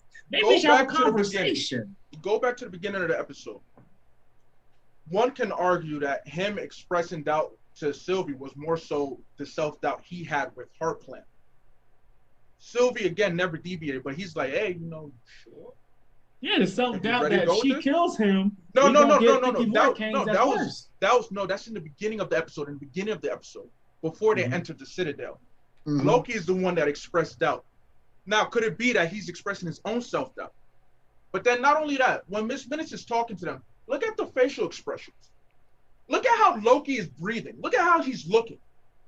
He's being enticed by these words. Who's the one that said no? It was Sylvie, not Loki. It was Sylvie. So the deviation from the plan was already there for Loki. And now, on top of that, though, I think he was happy about the potential of him and Sylvie ruling together. That's what made him interested. Well, honestly, I think if we go back all the way back to, like episode episode 2, where Loki watches his mother die, and he watches him die, and he goes through this emotional journey in which he realizes that in the end, me and Thor were brothers. In the end, everything, especially there's the time where he's in the time loop where he realizes all this shit I've been doing means nothing. I could be better. I have glorious purpose. There's a higher purpose for me. And I spent my life fighting against my brother, my father, the people in the kingdom who would have supported me if I just stuck to the plan. Not about being king or anything like that, but if I was an honorable person. And so I'm not disagreeing that he's the one who deviated from the plan. I'm not disagreeing with that, because the plan was to kill he who remains. That wasn't the plan. But when Miss Minutes is talking about it, she's like, "Oh, you could be ruler, you could be king." That's not what piqued his interest. It was that, and because he says, "So me and her could be together." Yeah, that's what he wanted. He found somebody who he felt like was on his level, was at the point where he wanted to be, that understood him just as much as he understood them. And so he's like, "So we could be in the same timeline. We could be together." And then when he's talking to Kang, and Kang says, "I want y'all to rule together. I don't want one or the other. I don't want y'all to fight to the death to see who wins, because that's what both of them think." He says, "No." He said, "The person I was looking for came in two."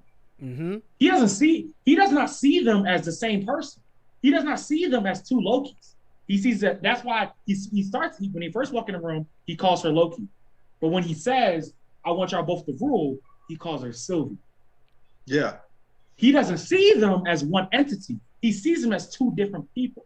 So that's why he doesn't say fight to the death. He says, "I want you both to replace me. I think both of you should rule," because that's what if he had just said, "I want Loki to," Loki would have killed him on the spot. Loki would have been like, "Oh, so you want me to rule? What you gonna do with Sylvie?" Loki wouldn't have been with that. Loki wouldn't have been with that. He said, he would be like, "What's Loki gonna do to Sylvie?" No, because he said, "I want both of you," that's when Loki said, "One second, so we can have everything." But I will mention this conversation that those two have. Remember on the beach when they were talking to each other, and Sylvie was like, "Can I even trust you?" And there was that pause. It was like, "Yes." What did they say at the end before the kiss? What did they say? You can't trust, and I can't be trusted. Yeah. You can't trust. That was the idea. That was the idea of his past. He said, because he knows he's never been trusted before, and so why does he believe that he can be trusted? And that's something that when he talks to the other Lokis, they all feel the same way. They're like, and that's Kid Loki says it himself. He says, I think it's Kid Loki. He says, these other Lokis don't understand that we have the capacity to change.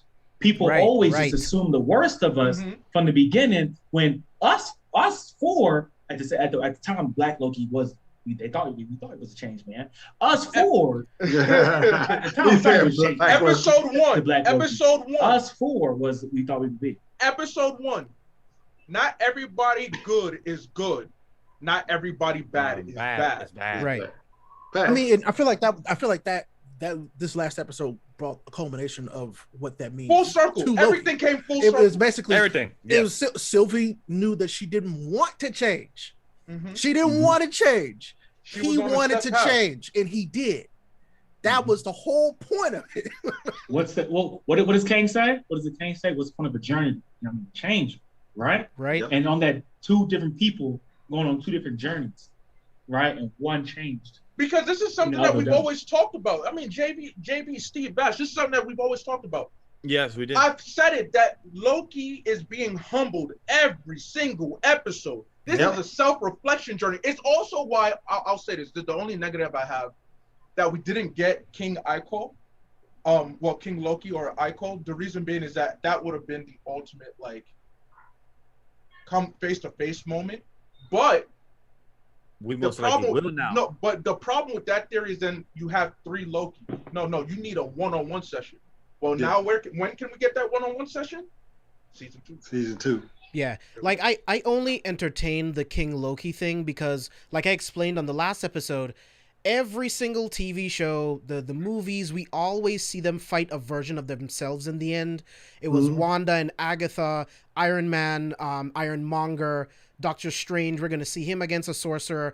Like, it's just those types of parallels. So that's the only reason why I entertained that idea. But real quick, because I want to be respectful of Ray's time.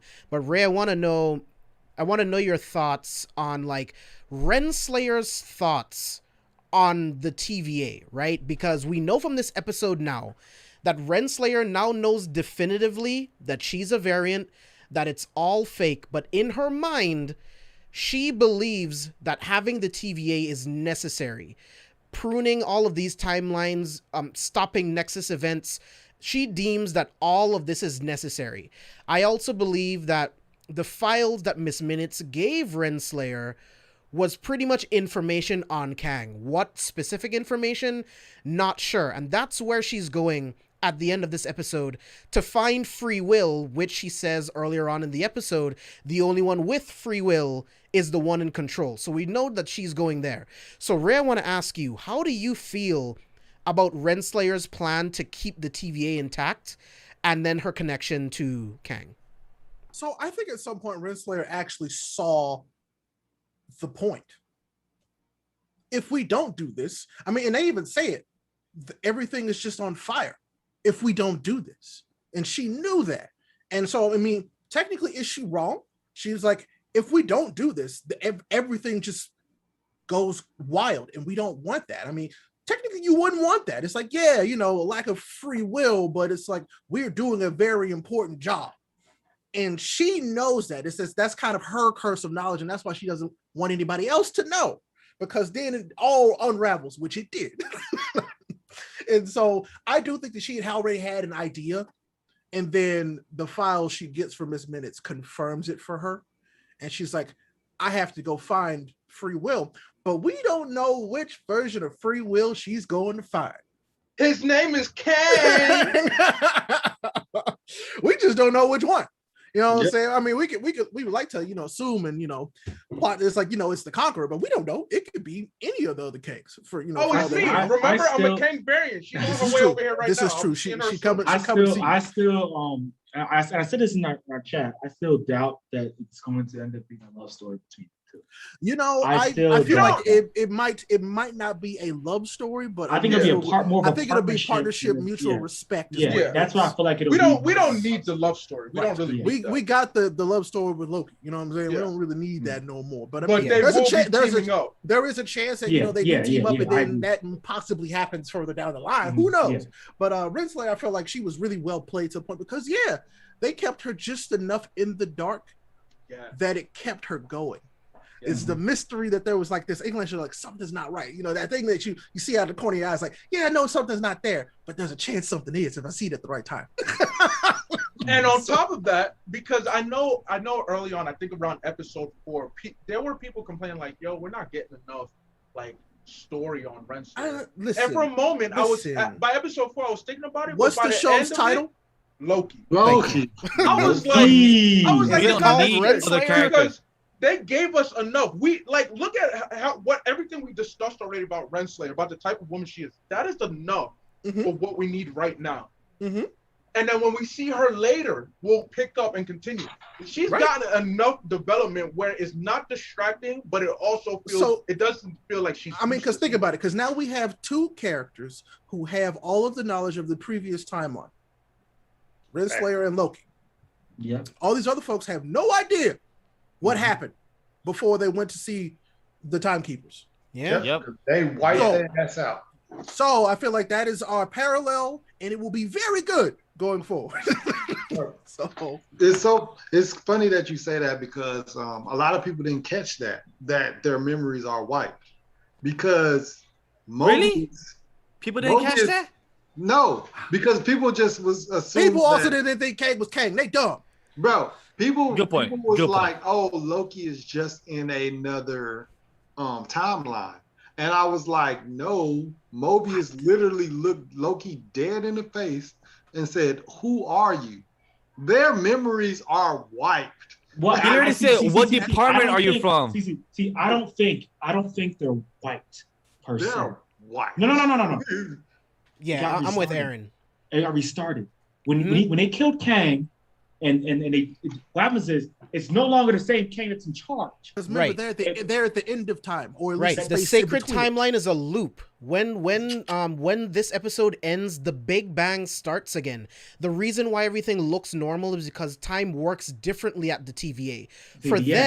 For them, they're at the end of close to the end of time. But for everyone else, it started over. This timeline is different from everything that we've known before. So they don't know who Loki is. I feel like they're on a completely different universe, multiverse, or whatever time. Nah. Well, Loki, so when I don't think Wilson, the sacred timeline exists in the way that we think the sacred. Right. Well, now it doesn't. I think there's like now it's more like a how we branching there's Of tree roots. There's Tree roots. stacks of on top of each other. I do believe that. But if you watch it, Owen Wilson is watching the timeline break apart, and his tie is down, his shirt is wrinkled, all that shit. When Loki is pushed into a room, Owen Wilson is up. He's in a different area. That's not the same one. Yeah, because and then on top of that, the original timeline is different. Exactly, but Mobius, even if he is completely a different Mobius, Loki should be that well known where you can look Loki in the face and be like, "You're a Loki." Not if time has changed to which Loki, the Loki doesn't exist. But if time has changed, wouldn't that be a hard reset? That's my opinion. You got the see. Remember, they live outside of time, so when they were grabbed, when they were used, it could be a different variant Mobius than the variant they had originally in TVA. That too. When time has changed in general for them, right? When the new Kang came in and is running shop now, he could have realized. He could have been like, this is how we fail. We just take out all the Lokis there. Fuck him. He might just went through and just said, I'm not gonna leave anything to chance. Because the only person I know that's a threat right now are the Lokis. Because remember when the and I fuck with that too. Where's Sylvie? She disappeared. Killed Sylvie him. She's still at the Citadel. Oh yeah, because she's outside of time. So she kills him, and now it's just her and there by herself. And it's like I was like, so how many times is she gonna kill him before she gets it? That's true. Yeah, or was it just that one time? I don't know. It's like. But just one more quick thing before I have to bounce. There's one scene in another movie that looks real similar to the timeline. Remember when Black Panther goes to see his ancestors? That's all I'm saying. All I'm saying. Okay. It also exists within a different stream of time. And plus also when so you're saying it's not a dream sequence. Exactly. It's not a dream sequence. Yeah, no. It's 1000% another plane of existence. That's another plane. Much like the 9 realms is completely different from the multiverse, right? Like the 9 realms are just like planes of existence within each universe. So the ancestral plane is literally just another plane of existence that exists solely with it. Like, it's crazy, man. And the same thing with Ant-Man and the Wasp. When Hank Pym went inside to the Pym particles and to save his wife, a lot of people not thinking like that was probably Kang with the city. That was probably the Citadel as well. No. So not the Citadel. That is So, that's sorry. absolutely Chronopolis. Chronopolis. Thank It you. looks Thank you. exactly. I think I I don't want it to be, but I know it is. Oh, you know it is. Like, yeah. It definitely is. where else would you keep? Exactly Where else would you like keep it. something like Because that? I mean, You know when what you I'm saying? really I think about it, don't right? want it. It's Ant-Man and the Wasp: Quantumania. Where did we leave them off last? They're trying to harness energy from the quantum realm. So they're going to go back. They're going to find that city, and they're going to find Kang. Where So is do the you guys best think place to? Limbo? Do you guys think Limbo exists in the quantum realm, or Limbo exists as separate of both the quantum realm? I think it's Yeah, I separate. think and it's with the separate. TVA? I think it's another separate. plane. Okay. So one It's other quick ideal for it theory, to be- I think that we get mutants from Quantumania because they blow the quantum realm open into the rest of the world. And guess And the what? quantum energy. That quantum energy bathes all these people and activates a gene that gives them powers because somebody went in there and didn't have powers before, but came out with some kind of weird powers is all I'm saying. Oh yeah. There's a lot of different ways they can introduce the Big X-Men, fact. man. Because with all of these branching, crossing timelines, we know that just for example, we can say that there's two timelines that are intersecting with 616. The X-Men, the Inhumans easily could live within each one of those timelines, and because they're now Spider-Man. branched and merged into one, they now exist because of that, right? It could be a lot of different things, but one theme that I love, chaos, right? Like Wanda's chaos magic, the fact that Loki's breed chaos. These are the things that create these massive level like We nexus talking about events. we talking about theory. Talking about theories now. Or Not yet, because I want to I toss got- it to Vash real I got a- quick. I got I'm a just few a theories about walking theory, Wanda. so that's my bad. Yeah, I want to toss it to Vash real quick. I thought I was in the shower. Oh god, I wish I could keep talking, but I appreciate y'all and Thank you for being here. Yeah, I thanks for appreciate- staying I past time, appreciate bro. I for taking appreciate time. it. once again the console delivers every single time. Yeah, So, bro. Hey, I can't wait We for the was next one. Kang. We was Kang. I'll see y'all for the next one, but All I right, bro. appreciate y'all. Appreciate All you, right, man. Take it easy. Appreciate it, Bray. But yeah, Vash, I want to know from you, like, what are your thoughts on like Renslayer's motives right now? Like, do you follow Renslayer? Do you feel like she's right in that the TVA is necessary? Because, I mean, it might be compared to Multiversal War. Can I also talk about Kang since I never had the chance to talk about that too? Yes, I wanted to get to Ray before he had to go, but yes. Oh yes, totally get. All right, so let me go with Renslayer first. So with Renslayer, I get what you're coming from because when you have followed something so long and you have kind of devoted your life on what you think is your life. For her, she's been doing this for thousands of years. Like she said to Mobius, we've been having a friendship for eons. So she said that as eons. So she's been doing this for a million of years. So I'm like, all right, cool. So she has devoted her life. She's the head boss. She's the head manager. She's the top of the top before Kang. So she's the one that everyone goes to before she goes to Timekeepers. So for her to believe that the Timekeepers have been androids, which those are the most bootleg type of androids to just be stabbed by one sword and just like a whole broken head just be falling off. Like, yo, King, you cannot just build better type of android. I mean, like you have. no one was supposed to see them, right? Yeah, he didn't the need only to, person but that's still. ever seen them is Renslayer, right? I mean, True, but still, like, come on, like Renslayer you for and Miss 31st century. Minutes have done a great job of ensuring that nobody who doesn't need to know any information doesn't need to know. Oh, they did a fantastic job. But for Renslayer to find out that she has been deceived herself, and even she questioned Miss Minutes, like, oh, what about the files actually? Like, oh, from the person of who he remains, like, also this is better for you. So for her to feel like to search the free of will, it reminded me a bit of the anti-life equation from the DC comics, like for her to find like the free of will. What about my father, So Darkseid?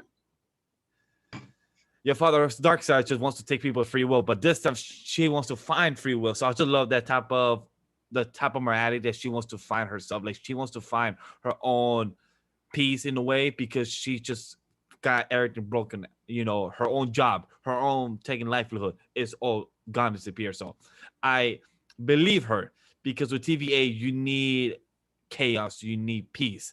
And both goes with each other like yin and yang. So with good and evil always goes like a coin. There's always a side of shade of gray. And to transition to that, well, the shade of gray, Jonathan Majors did a fucking fantastic job. He like I have to agree with what Ray said. The actor acted his ass out during those scenes of this finale. I can't imagine how it was during the production behind the scenes. Like once he did his, his set, and everybody was just clap because I can't imagine of how what he did. Like everyone was just impressed with what he did. It was just fantastic. Like he felt so casual, just speaking into that role. Like he was just having fun. Like he spoke about the conqueror, the ruler, and being a scientist in it, but he felt so proud of each of those Rayons being who he was or is, and just finding that it was beautiful. Like seeing that he felt empowered to become like he was the he who remains or Kang for those roles. I find it beautiful because the way he was having fun with Loki and with Sylvie and with what the Council of Villains said, I find it very beautiful of what each person said. Like Jonathan Majors, aka Kang, trying to trick or trying to play the truth, but coy with Loki and with Sylvie, telling Loki like, "Hey," Loki saying, I've been a liar all my life. This man is telling the truth. He was actually interested, and this is a show of aka Loki, this of Tom Hiddleston character that he not needs, but it's called character type of development. He was improving as a role. This is the 2012 Loki from Avengers. The 2018-2019 one that we lost, he's dead, but he saw his life. He saw his mother. He saw his father. He saw Thor, the relationship they had with them improve, and saw them die his parents.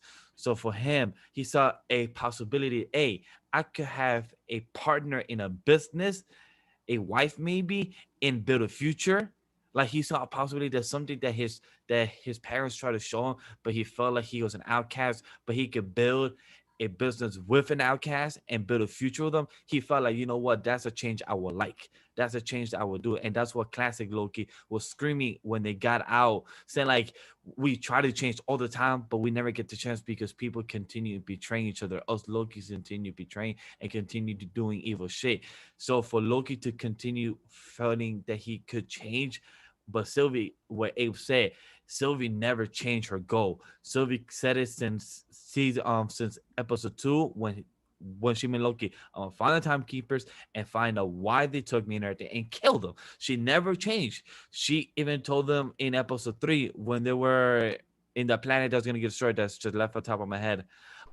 So for that, she said the same. Thank you. And for Lamentus, she said it. I'm still planning to go and find the timekeepers and kill them. When she came out the elevator, girl was ready. She threw the dagger, took out the 2 guards, helped out Loki, and literally had no fucks given. She literally said, all right, I'm gonna go kill you. Boom, and find out the android. She continued. She did not give up. She said, oh, it's an android. All right, time to give up. Here, just take me hostage. Just arrest me. No, she said, what's the truth? Where are the real people behind the TVA? She did not give up. She did not change her ways. So it shows that Loki had a character development. He changed his role because he wanted something better for the Lokis and for himself. And for Sylvie, she just kept going with her role. That's why Kang knew that he was about to die soon. And I love where the branches, where the timeline is, and where Jonathan Majors did a fantastic job showing that this was a introduction to Kang. Yes, he didn't say he's Kang. Fuck those whatever people that are not reading between the lines. This script, this dialogue for the show is freaking fantastic. Thank you. He said what he said. In the script, I give props to it because it shows that Facts. the MCU don't waste lines. It shows that the writing, they know what they're doing and they know what each character say. I have work in production and I've seen people, sometimes lines are for lines, but when you're a good writer, you know that those lines those characters are saying has to be important and has to be said for certain reason, and it's a callback for everything in the future shows, in the future movies, and that's how you write a show. And this is what it is. And if people are messed up that don't read the between the lines or don't understand, it's not the writer's fault, because if 60-80% of the people that are understanding it and those 40% or 20% are not, then it's your fault that you're not understanding the writing, the script, or the storytelling for us in the visual aspect. So to me, they knock out the park with Jonathan Majors in this role with Kang, or if you don't want to call him that, all right, cool, he who remains. Guess what, that's a different brand of Kang. So guess what, they're both the fucking same. So I just love that shit. So he did fantastic. Looking Sylvie is meant to happen, and I still disagree with Scuba Steve saying that Loki was holding back. I will stick to that because yes, he might not be great at hand-to-hand combat, but my man's still learning his true abilities as a Loki. Because he even said it. That man's magic it outpaces her in every single way, shape, and form. Yes. If he really wanted to, he could have strapped her to the wall and been like, listen, that's not how he wanted to do things. But she thought she struck him down, and he said, stop, and then put the knife down. Because he could have kept going. He could have kept going. He could have kept going. He could have knocked her out. He could have taken it. I agree. And he learned how to enchant. So he learned how to do everything she could do. She could beat him in the hand knife out all the time. Thor done it all the time, but he still got close to besting Thor a lot of times. You know, Thor is a better hand to hand. I'm just saying, hand to hand don't matter because if he used magic, that would have been the end of the fight right there. I disagree, but at the same time, I'm not mad at it. No, but that's the beautiful part. Yeah. We each have our own perspective. I get it. Yeah. And for people that are online on Twitter and gets mad at each other, that people have different opinions, guess what? We each here 5. Used to be 6 people on the panel on the Council of Villains. We each have different perspective and opinions of what we see. People think the hand-to-hand combat. I don't agree with none of y'all. I'm fighting all of y'all. Let's go ahead. All right, come through New York. Let's go. What's up? Let's square up, my guy. Let's go. So I have a question. This Abe is a different variant. That's exactly what we're talking. I have a question for you guys before we go into theories and predictions for Same here. For I have a Phase 4. question. Question for you guys. Do you think it's possible that either this Renslayer or a different Renslayer is a Kang variant? Because if you know the comics, Renslayer also went by the moniker of Kang the Conqueror. So do you think that it's possible that we could potentially, and it might not even be anything serious. It might just be like a glimpse, like watching like the Flash TV show, and it's just like a glimpse of him like running through the Speed Force, right? Do you think we'll see any type of glimpse of Renslayer being a Kang variant? In the future, yes. I think it depends on. So I have theories about Ant-Man 3, which we'll talk to a little bit further. But it depends on where she ends up, thematically. If she ends up in Chronopolis instead of in the Citadel, or if she ends up somewhere else where she finds a different part of time, then I think it's possible. I think overall, I think the one's gonna end up in the same place she started. Not for any fault of her own, but for the fault that she's gonna see that he is that immensely powerful. Because remember, she once she finds out that it's Kang who started TVA, Kang talks about, oh yeah, I did it because this is that. She will believe. She still isn't out of belief. She said, I'm looking for freedom because she wants to find the person in charge. So either she can become in charge or she can help them. She says that. She says she's on her search for free will, but what did she take with her? The temp pad, and what did Miss Minute say? Happy reading. Kang sent her on a mission. She is that's what I'm saying. Kang's that's what I'm saying. That's what I'm saying. Like she's gonna end up right back in the same place that she started. Again, not for any fault of her own, but she's gonna end up right back in the same place that she started because she has to free will something you find yourself. You have to figure out, like Mobius found free will because he decided to fight against those free will. He decided to fight against, those that had which imprisoned him, while she decided instead to stay confined to those bounds. So I believe that she's more than likely going to end up right back where she started. And we may see it in a sense as an absence. I feel like she may go as it to, in a way to strike fear. Like people think it's Kang and then they walk in. She's like, that's not, I just tell people that. Like the same thing when he says, oh, they still call me He Who Remains. I think she's going to be, if she does take on that moniker, it'll be in the sense that, remember when she took over Chronopolis when Kang was gone. It might be that same idea where in Ant-Man 3, they might be like, oh, Kang's in charge here, but nobody ever sees him, right? And then they get into the throne room and it's Ravonna sitting there. And she's like, oh no, my name is Ravonna. I think that would be dope, man. He's not here. I feel like that's too soon. I love it. That gets into my theory. My theory. I'll explain the full thing when we get into the part. But that's just my idea. I just think interesting. I just think she'll never fully mature into that role. Not because of who she's in the comics, one, and two, just because of like thematically, I think it makes sense for how they crafted her character. Unless in the future she becomes different. But right now. Well, she still has to in the bear the most recent. moniker of Terminatrix too. That's another Which I moniker think that is definitely going to come into play. I think that'll come into play more than likely before. because keep in mind Kang will. that for sure.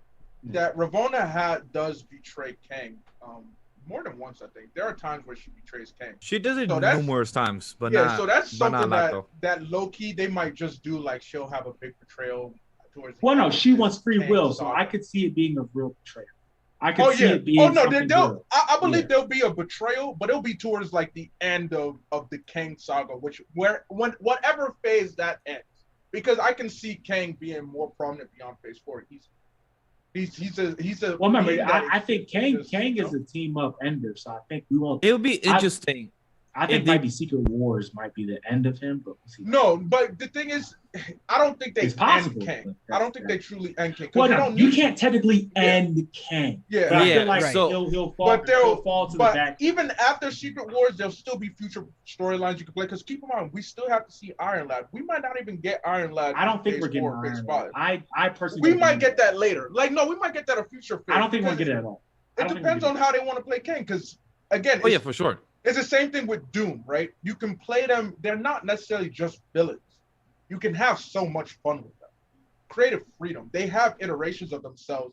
Kang has iterations. Doom has gone through his phases where you can have a short series. You can have a film where you introduce them as an anti-hero type. Bringing in Kane as Iron Lad will be awesome because remember, like you said, phase 4, we're not getting any team-up movies. But we need to get the Young Avengers. We need to get the New Avengers. There's possibilities for Iron Lad to come down later down the line. I think it So I just doubt Iron Lad because we have it's for the most part it's confirmed that Tony Stark's daughter is going to be a part of MCU for a while, right? Right. And Ironheart, more than likely, she might be no Avenger, she might be Young Avenger. We don't know yet. Depends on where they place her age-wise and everything like that. But I think if anything, there's two options for her. Either they're going to give her kind of the Iron Lad route, or they're going to give her the young Tony Stark route. One of those, or create something totally. But you can have more than one Iron Man user. You can easily have more than one. That's armor. You can have more than one. Yeah, but Iron Lad can come in. Iron Lad. I highly doubt that. I think the more it is. You also doubted me on Kang too. We're gonna get Iron Lad later down the line. I didn't doubt Kang existed. We're gonna get him down the line. I didn't doubt Kang existed. We're gonna get young Nathaniel Richards down the line. Ava's proud of that. Ava's proud of that. First off, I mean, as he should be, bro. Like, oh yeah, of course. No, I'm not Oh disagreeing. yeah, no. Like I said, we dissected the hell out of the show. We did. But so I do want to say, so I feel like phase 4 is like phase 1.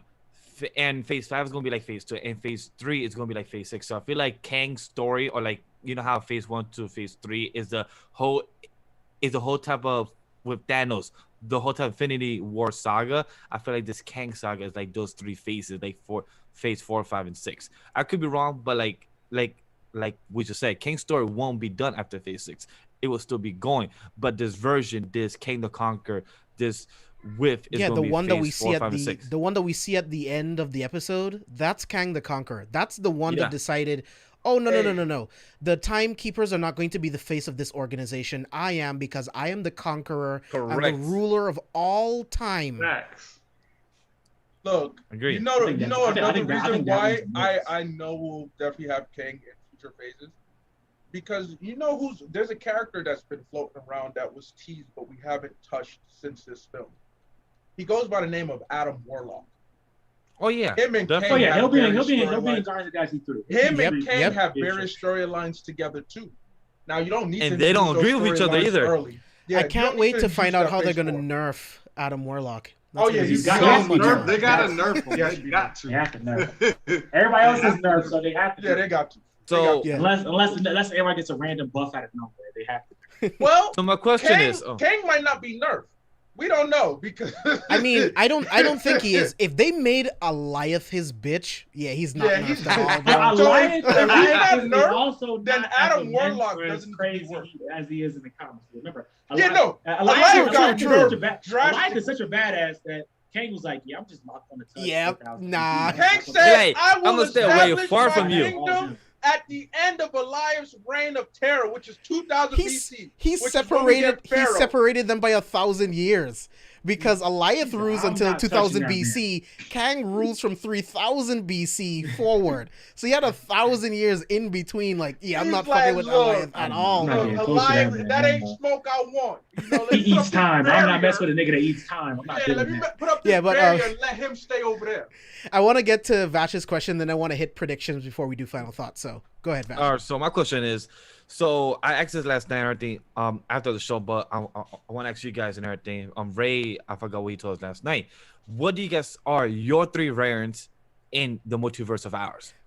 You could just throw it up in the air. What you guys think is your own variant? If you think it's a villain, if you think it's a rich type billionaire, a playboy, if you think what it is, I want to throw it first to Aran. What do you think is your 3 variants that's not you currently? Like, what do you think maybe a childhood dream you had, but in a different type of timeline, that dream was actually succeeded. So what's your 3 variants? And then from there, we follow. I was a big football guy growing up. I had a lot of so my dad had a lot of chances to move places because of his job. So, I mean, maybe one variant actually made the move and made it to the NFL or something like that. That's possible. All right. Another one, let's see. I did a lot of music growing up. I stopped doing music because they made me do 0 period and fucking high school. I'm like, I'm not coming to school at 5 a.m. I'm not doing it. I refuse. Refuse to come to school. But maybe an Aaron out there is like, you know what? I'm gonna keep going at 6 a.m. because he's fucking crazy because it's not me. And so maybe he a musician or something like that. And then I guess the other one would probably be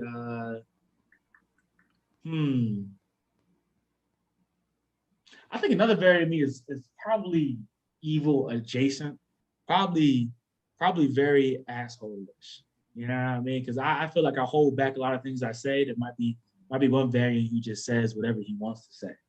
You know what I mean? He might just say whatever's off the dome. He just walk around ruining people's days. I could do that. I don't, but I could do that. So maybe another variant is like that.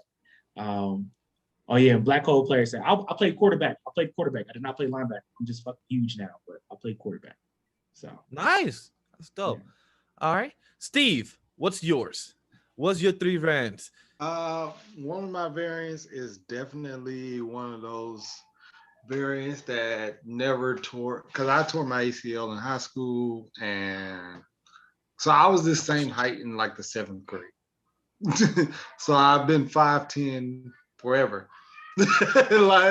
So I've been the same height since like the 7th grade. So one of my variants never tore his ACL, and he ended up being like 6'4".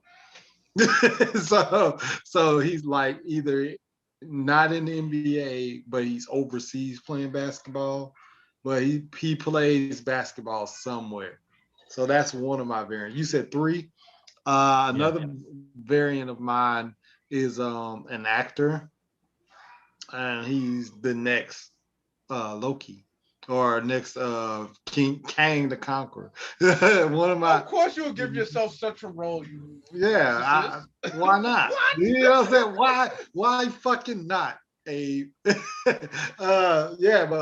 there's a variant out there that is just like me. I wanted to be in theater, but I was too scared. You know what I'm saying? Theater, musical, because I used to play the violin in the 3rd and 4th grade, but I felt 5th grade, everybody was in band, but not in percussion. And I just never continued because I was afraid of what people thought. So there's a variant out there that is like, you know what I'm saying, in the theater, in the musical, you know what I'm saying, orchestra and things like that. I feel like there's a variant out there that's doing that. And then there possibly is a variant out there that is just like me, but like the darker version of me. He doesn't necessarily care. Like, I'm very into my family. I'm real into my kids and things like that. There's a variant out there that's just a deadbeat dad and just living life. Like, he just wants to live. You know what I'm saying? So those are my 3 variants. I think there's one that's a super superior athlete.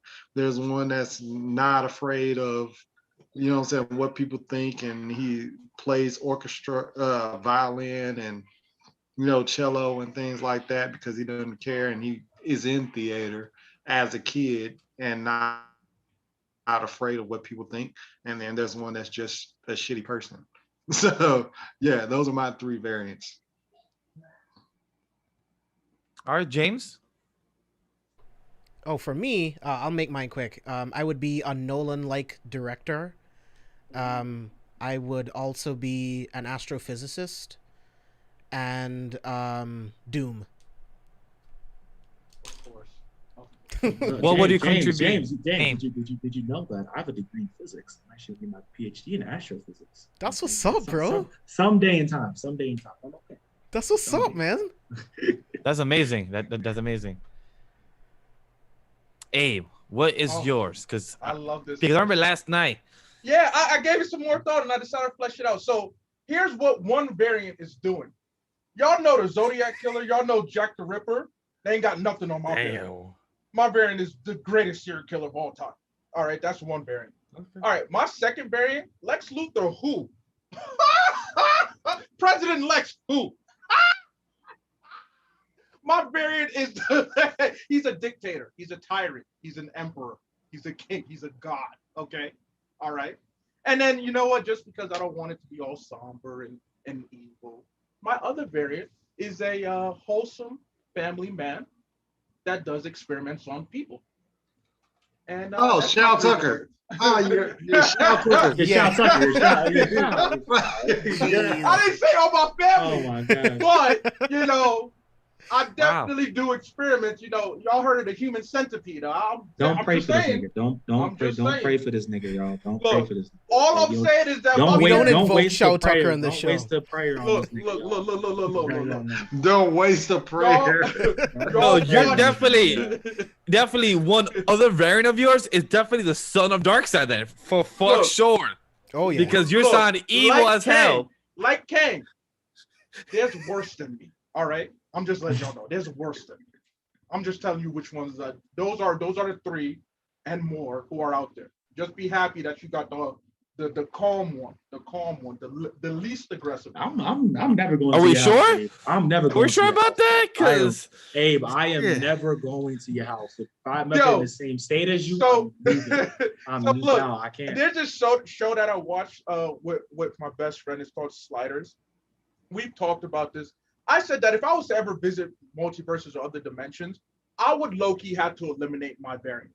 Because if I don't, they'll eliminate me. All right? You want to kill yourself? I'm not mad at that theory. That's true. Look. Kang knew what was up. Why do you think Spicy said me and Kang are similar? Because we got the same philosophy. There ain't going to be no council of age. You're going to be eliminating each other. I'm telling y'all this right now. Survival of the fittest, baby. Never put this man in the time travel machine or multiverse machine. None of that. Never put this man in. Well, I don't know how to follow that. There's no way to follow the series. That's human experimental. Type of guy. That's some dark shit. I'm like, all right, cool, because my variant. I thought my variant would be like, all right, cool. So one of my variants is wholesome. Having a harem. So one of my variants is. I was like, aren't you wholesome? Well. Okay, so let's just say. Okay, let's say he's some horny ass motherfucker that he has no filter. This current variant here holds himself back, wholesome. The other variant, the horny one, don't hold himself back. He is publicly harem everything. He is the guy that you said, the Playboy guy, like he's the owner of Playboy. He has his harem. He's that person. My other variant, childhood dream was to go to space. Astrophysicist and everything. So like he was like Reed Richards. He wanted to explore the cosmos and everything, and that was my dream. So I feel like that other variant probably actually pursued that dream and actually did good in science class, much better instead of getting 80s. And my mom said, you know what, 80s are too low, go for 100. Like, you know what, maybe that variant actually listened to his mom and actually studied more and actually got hundreds and probably maybe 105, because some damn reason my mom said 105 are possible. I'm like, how How the fuck is that possible? So maybe Darren actually listened and actually pursued more math and science in that career and actually went and became an astronaut, a Spanish astronaut. So that felt amazing. So I feel like Darren actually succeeded in that. And my third rank, not as evil as A variants, because I don't know what the fuck that is going on there. Mine was just leader of a Spanish drug cartel. So I feel like, you know, I'm from Colombia. I feel like so you're selling drugs and you got a That's problem so much with me? better. Hey, I'd I rather be friends with a nigga that sells coke than a nigga that kills more people than drugs, man. Thank you, right? I feel like I'm making money for my country. Fire-ass parties. The coke nigga got fire-ass parties. The serial killer. Thank you. See?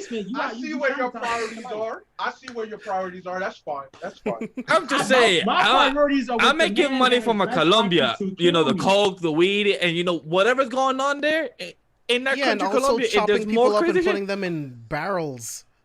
Hey.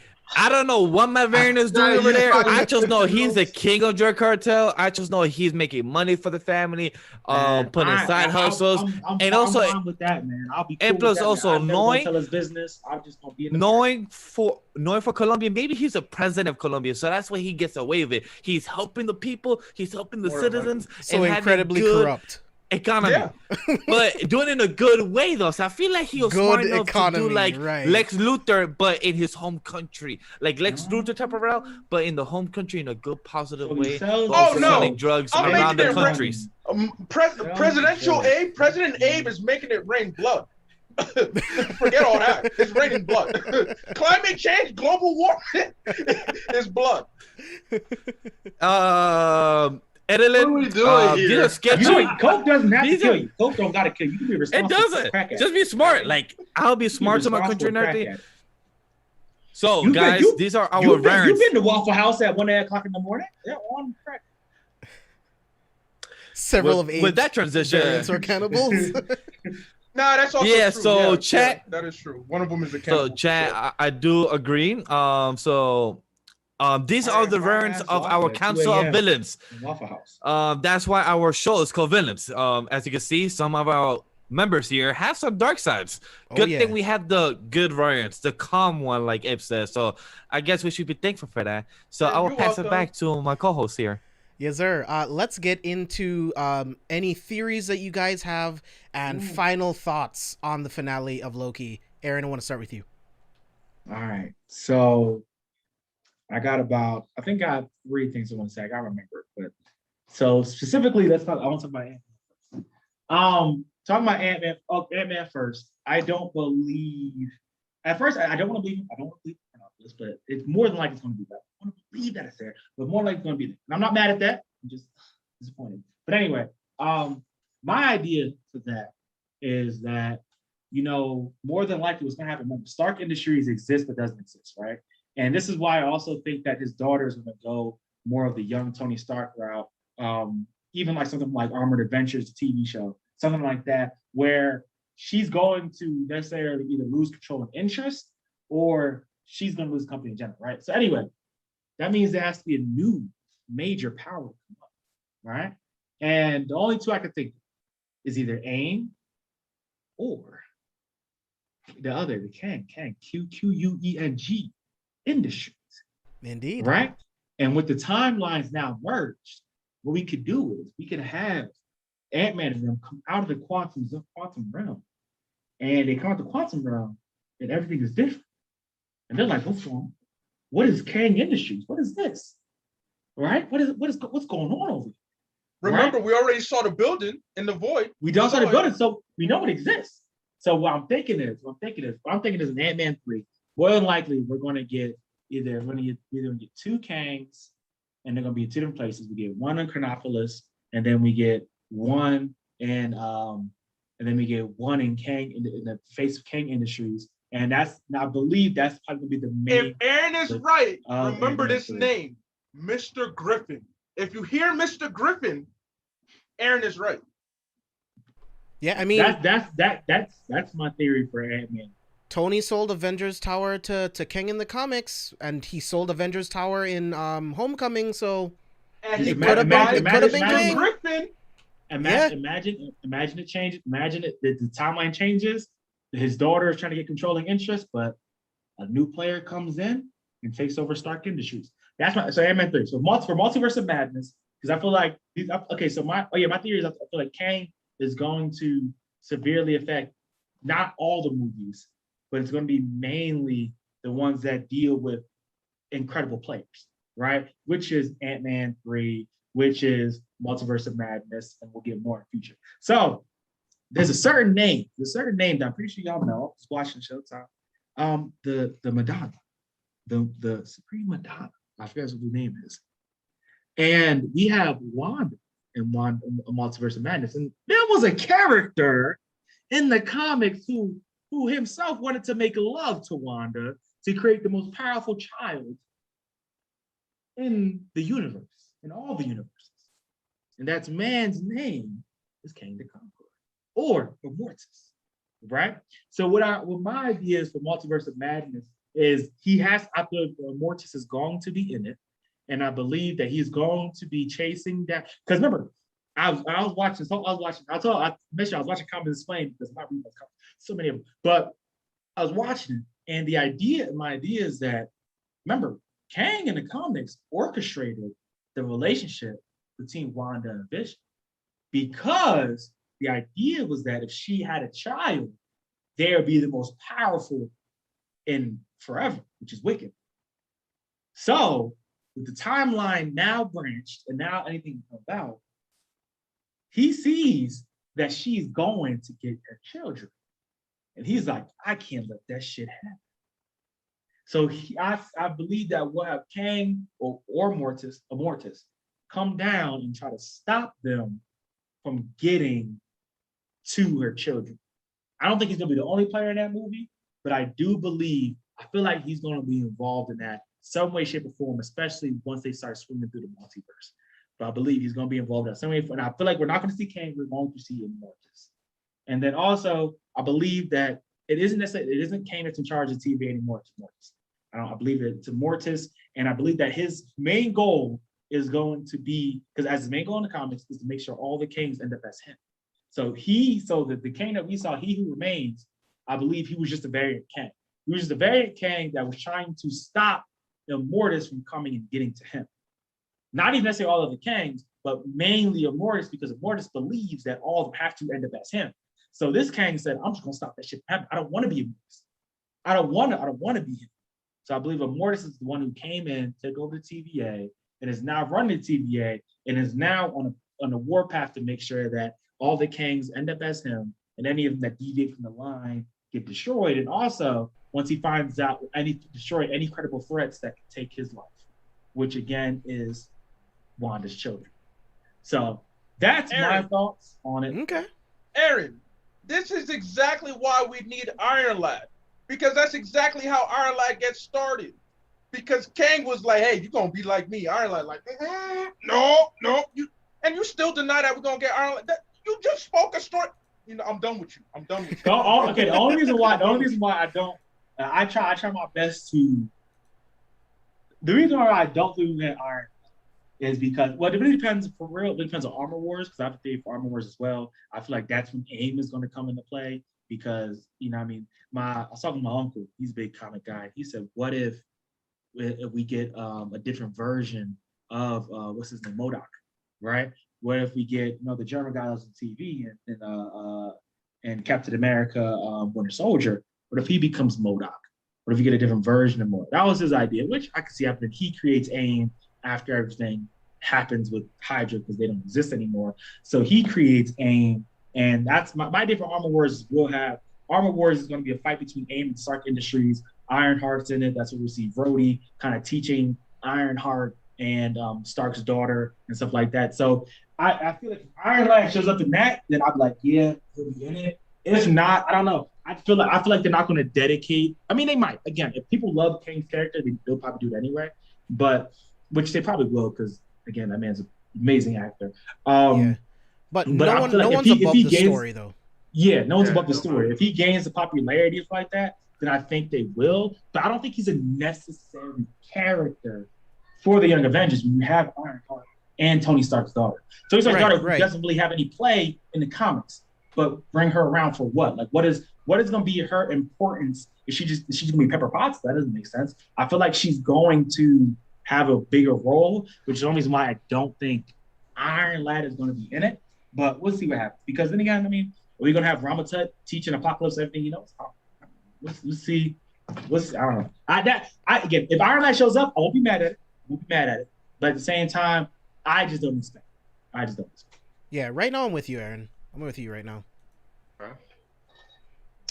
For, I guess, you didn't ask, but I guess I'll go next. Yeah, go ahead, Steve. For me, my next theory is that I do believe that the timeline has opened up, the variants and everything like that. So we have another timeline which is outside of the sacred timeline. I absolutely believe that Robert Downey Jr., Scarlett Johansson, people that we thought were done will get not necessarily a full movie or even like a split movie. I think they will definitely get cameos as like different variants. I definitely think that's going to happen, especially with the fact that they did this timeline thing. Iron Man is so important to the fucking Marvel universe. Iron Man is so important. Captain America is so important. Even though we are going to get Anthony Mackie as the other Captain America. I do think that we will get, like, even if it's just a split second, 20 seconds, 30 seconds of a Steve Rogers Captain America. I think that is happening. I think that we will get those. But I don't think that we'll get a full, like I said, full movie, even if, like, you know what I'm saying, Jonathan Majors, even though it felt like he took over that whole episode, he was only there for 10 minutes. But it felt like it was there for so long. I definitely think we're going to get that now that the timelines are opened up. I definitely, like you said, like everybody said, we're going to get Fantastic Four. We're going to get everything like that.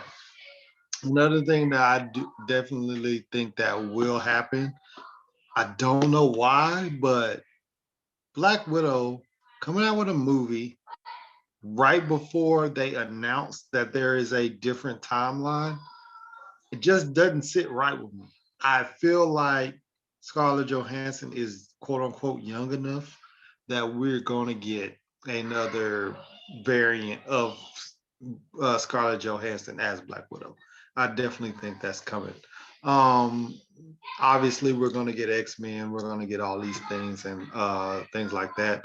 The Spider-Man, you know what I'm saying? I think that I'm hoping that we're going to get Tobey Maguire and Andrew Garfield as a Spider-Verse, quote unquote.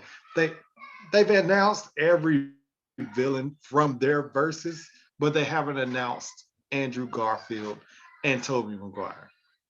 I don't think that's a coincidence. I think they're doing that as a surprise. I don't even think they're going to put them in the trailer. They won't even put Andrew Garfield and Tobey Maguire in the trailer. When that movie comes out, if we even get a trailer, they might drop the movie like, hey, when the movie drops, somebody is going to tweet, "Hey, Andrew Garfield or Tobey Maguire, quote unquote, was in this movie." And when that happens, that's when we will find out that Andrew Garfield and Tobey Maguire is in the movie. I don't think that they're going to even put them in the trailer. I don't think anything like that. I feel like they're going to be in this Spider-Man movie. There's no reason why you would put their villains in the movie and not put them in the movie. It makes no sense. A very easy way to get to the Sinister Six without actually having to work. It makes no sense. I mean, technically, Scorpion. We have Scorpion. We have the Vulture green guy, whatever. Vulture. We have Mysterio. You So now we're have just missing Electro. three. We have Electro, Doc Ock, and who's the sixth? Yeah. You could make the sixth one like Morbius if you wanted to. you could, and you can like. I keep if you forgetting that wanted movie. to. I keep forgetting that movie's coming out. You're reminded. But it hasn't been delayed several times. Like, is It's it supposed to counted? come Very out this delayed. year. It's supposed to come out this Yeah. year still. I mean, Is it? Because I think it got pushed to 2022. It did? You think so? It got pushed to I next think year. so. Yeah, It got Oh pushed for my next year, God. May or June, I think. They keep pushing that, John. Yeah, it's, Nobody. it's I don't- I 2022, know. bro. I like Morbius. I like Morbius as a character. I remember Yeah. reading. I remember watching him in the cartoon and like that. But overall, Oh wait. I don't If want a Morbius movie. Morbius counts, I if he I don't counts in wanna- MCU, wouldn't it be No, well for him it's to a Sonyverse. come out? Yeah, but if they decide to, They- they work something out. Yeah, but they Wouldn't it can be- technically cross over because remember, Yeah. Vulture Yeah, they is could. in Morbius. Yeah. They talk to each other? They have a scene in the movie. Yeah, so But technically, wouldn't yeah, it they be? could cross Wouldn't over. it work out well to have Morbius movie come out around the time that Blade comes out? A Morbius movie would be absolutely chaos. And I can see it because Owen Wilson is such a big actor compared to some of the other actors in the Marvel. Well, Wait, Morbius. Wilson's in Morbius? Morbius, Huh? not Mobius. Mobius. Morbius. Yeah, we're talking about The Morbius. vampire. Yeah. You're talking about Morbius. My bad. Yeah, Oh, Morbius I the was confused. vampire. I was like, oh, I didn't see that. I was like, Not what's Mobius the that? clone. I have been drinking. Sorry. You But good, Oh yeah, no, you look it. But- You look it. Mobius, Remy I can see a Mobius Owen Wilson because he's such a big actor compared to Oh, he's other around to stay. Yeah. compared to other side actors. I can see a whole Mobius movie, especially because they have a Mobius council, much like how they have a Kang the Conqueror council. They have these You different. think y'all think we get the storyline where She-Hulk does court in the TVA with Mobius?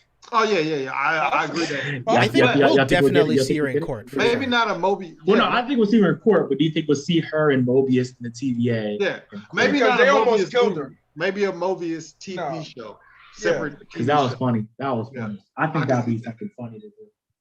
Yeah, but you guys are talking about Morbius. My bad. I definitely jumped the gun. But I mean, if they do this, so the only reason why I feel like they wouldn't do the Sonyverse is because of Venom.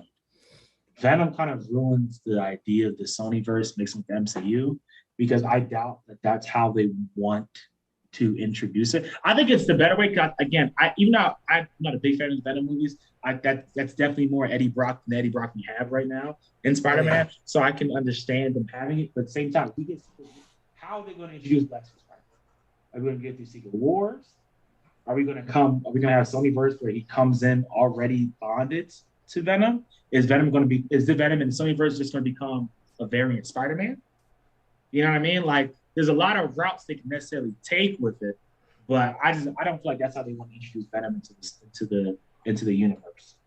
Not at this time, at least. Yeah, I mean, at this point, I don't think they need to tie it to Spider-Man at all, man. Like, just keep Tom Hardy, just keep that Venom, and his timeline, his multiverse, his universe intersects with ours. He fights Tom Holland. Done.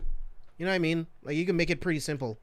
And if Sony or Marvel needs a Spider-Man 2099, just hit me up in my DMs to let me know. I will take that role to let me know, like, hey, I read the comics. I know his characters on the back of my head, so I know that very well. But Steve, any more theories before I hand it off to Abe? No, that's it. That's all. Abe, hit me. All right. So I stated this in the chat before. One of my theories is that it's a possibility in Eternals we are introduced to the concept of the Beyonders. If we're introduced to the concept of the Beyonders, then I mean I've said it since episode 1 of this show for the Loki show. We're getting Secret Wars, Beyonders, perfect. If we don't get introduction of the Beyonders in Eternals, then I think that Kang will be the Beyonder role of Secret Wars, which I'm content with. You know, Kang is a type, like, let's be real. Kang is a master manipulator. He's a strategist. He's going to be playing chess. He's going to be manipulating the heroes to combat against each other behind the scenes, and people are going to be like, oh, we took care of Kang in an hour. I'm just like, But the other Kangs they make things shake and move right now. However, I'm hoping that we do get Beyonders introduced in Eternals. And then in terms of other theories, no, I'm keeping my future sight shortened a little bit. Same. Because I don't want to get too ahead of myself, but also with everything that we're getting, I mean, let's keep in mind, while MCU likes to plant seeds, they have a main storyline, and I think that main storyline is Secret Wars. So my theories are going to focus on Secret Wars until we're ready to get Annihilation Wave, until we're ready to get Doom and Doctor Strange going to hell together to go try to rescue Doom's mom. Like, Secret Wars for now. Watch out. Pay attention to Eternals. That is my most anticipated project for the remainder of this year. Eternals. Over Multiverse of Madness? Yes. The Okay. reason being like he said this year. Multiverse Madness comes out next year.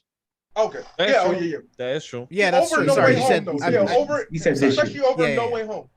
Because the reason being is like, if we can get, now is a perfect time to just introduce the idea of the Beyonders. You gave us we know the Living Tribunal exists. Anybody who knows the Living Tribunal, the only person more powerful than the Living Tribunal is the one above all, who's basically just like God. You gave us the second most like important, powerful being. The Living Tribunal only answers to one person. That is the one above all. Yes, sir. Introducing the Beyonders would make sense. I mean, come on, give me the Beyonders and Eternals. And we already have relevant. 2 Easter eggs of the Living Tribunal. So. Mm-hmm. Yeah, So give me that. I missed Because both of them. I sincerely believe that the Eternals, the reason, and Bryce said this, I'm not sure if he said this on live or during the pre-show, he said there'll be two important events that we've learned in Eternals. The first one being whatever is the reason that they decided not to get involved, and the second one being what spurred them to action. Beyonders are going to spur them to action because now the multiverse is restored. If Eternals takes place after Loki, it's the Beyonders that got them moving. Actually, I have a question for y'all. So I said this in our chat, and so because it kind of goes back to, you know what I mean, the universe is changing, right? So we all know the Infinity Stones only work in the universe, right? Mm-hmm. However, the Ancient One says when, you know, Hulk goes to take it from, she says if these are not placed back in their right chronological order, then we even see that in the stream of time. When you see the thing, like just like we saw in Loki, we see that the time would be destabilized. So, is that still accurate? Do y'all think that's still accurate, or do you think that that's now flown out the window because we've learned that time is ruled different? And then my second question is, we've gotten the timekeepers.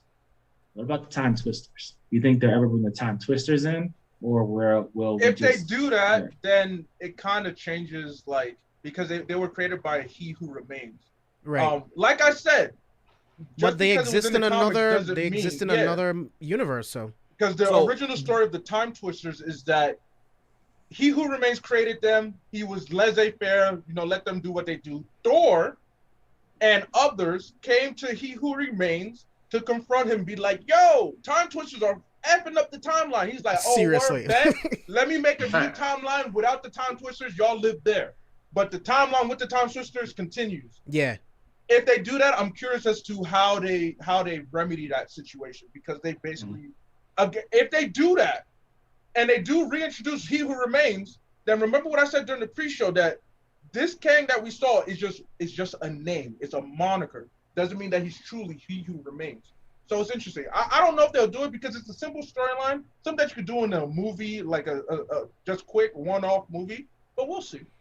I think it would be interesting, but I don't know how, like, audiences, like general audiences that don't understand, it's just like, why is there another version of the Timekeepers? But it all depends on how the MCU, like, switches it up. Like, after we get the conclusion of everything that's going on with Kang, what if they're the new Watchers of Time, you know, the Time Twisters? So they could twist it on its head.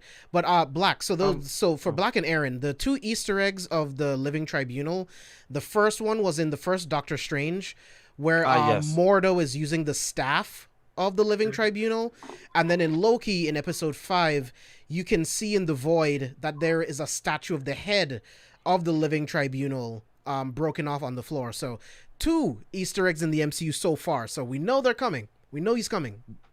And I do want to answer to what Aran asked to the council with Twister and everything.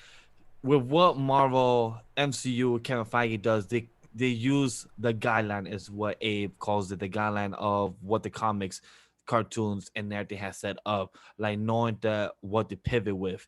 And it's gonna be very interesting now with how the timeline branches and everything, how Quantumania, Internals, and how the MCU is gonna show us the audience, like us, the nerds, the geeks and everything, us, the people that have read it and does the search and everything. We will love and enjoy what they bring up, like the Twisters, other moniker, other titles of He Who Remains, or other titles of Kang. It'll be very interesting, but it'll be interesting how the MCU use different characters and mesh as one, because that's what they always do with other comic sources and other timelines and other type of issues they have done with. So if they do use the Twisters, like James said, that'd be interesting.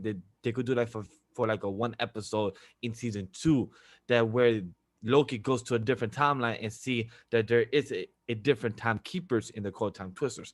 That they could do that with Loki season 2, where they could show other different timelines of Thor and Loki, or of Iron Man being there, or other versions of those said characters. So that actually makes me think, what if he goes, season 2 goes to a different timeline, thinking that they're the real timekeepers to try to stop Kang. He's in a different time. That would and be also we so might interesting. And also remember, guys, we also have the What If series. The What If series, it shows us different possibilities of other alternative events that could happen in the MCU timeline.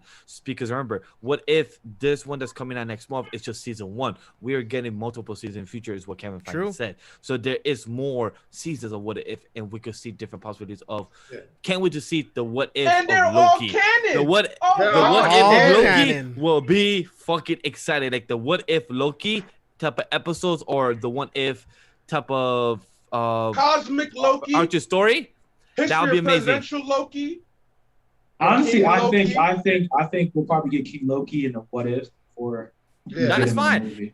If I get the real extremist Iron Man, I would love that. But like Aran was saying, was like he was thinking like, oh, we're gonna get different versions. Like we can, because of the fact that it's possible. Hell the timeline is so fucked up. Like, and I hate to say this, but like DC, just do a new 52. Just do Flashpoint Paradox and then give us everything. And they're literally showing you how to do it. They're showing you how to do it. They need somebody in charge. They need JB. Marvel JB's gonna take over DC. And he's gonna be like, I am in charge. Marvel, which is sad, they're technically doing the blueprint for DC, and DC just literally has to copy the homework and just do it. All right, cool. You gave us a homework. Let's just, put a different little character. Like, okay, instead of Iron Man and Captain America, let's do Batman and Superman. Let's actually compare notes and do our version. Marvel's technically doing that, and it was just sad. Well, Steve said, because I was literally thinking that, like, I think Thursday, aka yesterday, I was like, wait, they're technically giving DC the blueprint of how to actually do Flashpoint Paradox, and DC just has to actually do it right, or pay attention. They just need to follow the TV shows, man. Like, Flashpoint was good. I think they did a good job with Crisis, like as good as of a job you could do with the TV shows. They made it work. They have decades of animated movies. They have it right. Like they have the blueprint literally in front of them. They're like, you know what? And they can't copy and paste. Copy and paste. That's all you have to do. Yeah, just do the new 52. Like Steve said, just do the new 52. I don't like the new 52. You know what sounds better than that? For real? Just the rebirth. Just the rebirth. That's rebirth. I like that idea. I do new 52. Get Cyborg off the fucking Justice League. I never have liked him on there. Straight up, I'll be right here saying it right now. Never have liked Cyborg on Justice League. He never fitted. He should have stayed on Titans or Teen Titans. With Robin and Wally. If you want a black person, give us John Stewart, Green Lantern, and have they should have all the Green Lanterns already established.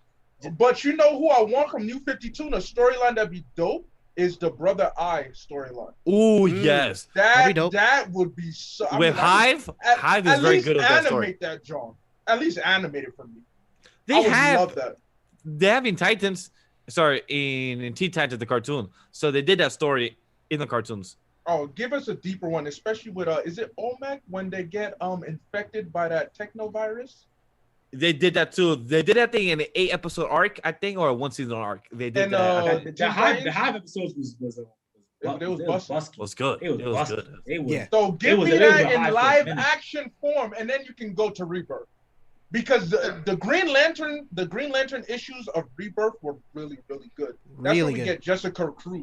Mm-hmm. They were really, really good. Simon One Bass, of, I was just one of telling the the crew last best night. ever. Simon Bass and Jessica Cruz are one of the I mean, best, they're- great they're- additions they're to talking about Rebirth. making a Green Lantern Simon for a too. movie. I mean, a TV show, but I don't even know if that's still in production.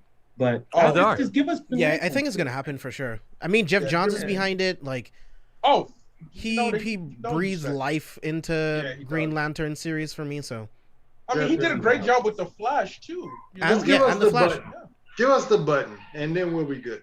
You give us the button, we're straight. Button? but Oh, Yes, I want the button. Vash, what are your theories, if you have any? With my theories, like it's hard. Like I feel like Abe and James, what they said, it's hard to picture what they could do because the reason why I didn't say any theories last week on a review of episode 26 is because it's hard to give something when what we all kind of felt the same, Kang, or was it Icon and everything, and with what's to come is hard to not predict with MCU. It's just they haven't put too much news or source out what's coming up with Doctor Strange, Multiverse of Madness, Quantumania, Spider-Verse. It's really been top-notch lip where no type of news. Like, yeah, people rumor of the Spider-Verse. We have Andrew Garfield, Tobey Maguire, Tom Holland, and everything, which, Tobey's better, and then, Tom, and then, Andrew, Toby, yes, thank you. I had to get myself mixed up there, and it's hard to predict what I will like is different than what I could predict because it's two different things with what MCU and Kevin Feige is building up, and with Kang, I really love Jonathan. I just forgot his last name. Majors. Thank you, Jonathan Majors. I can't wait to see what he brings to the table for Quantumania and for the rest of the MCU. He's been doing so good in that episode that I literally am hooked for what he's gonna bring in other versions because it reminds me so much of Wells of Tom Kavanagh, and it's hard to say Tom Kavanagh really put a stepping stone of different versions of one character of Wells, and to bring Jonathan Majors of what he just put in He's a gonna version fucking of crush it. Kang, Wow. he's gonna crush it. Thank you, James, because Oh, he's man. gonna kill it.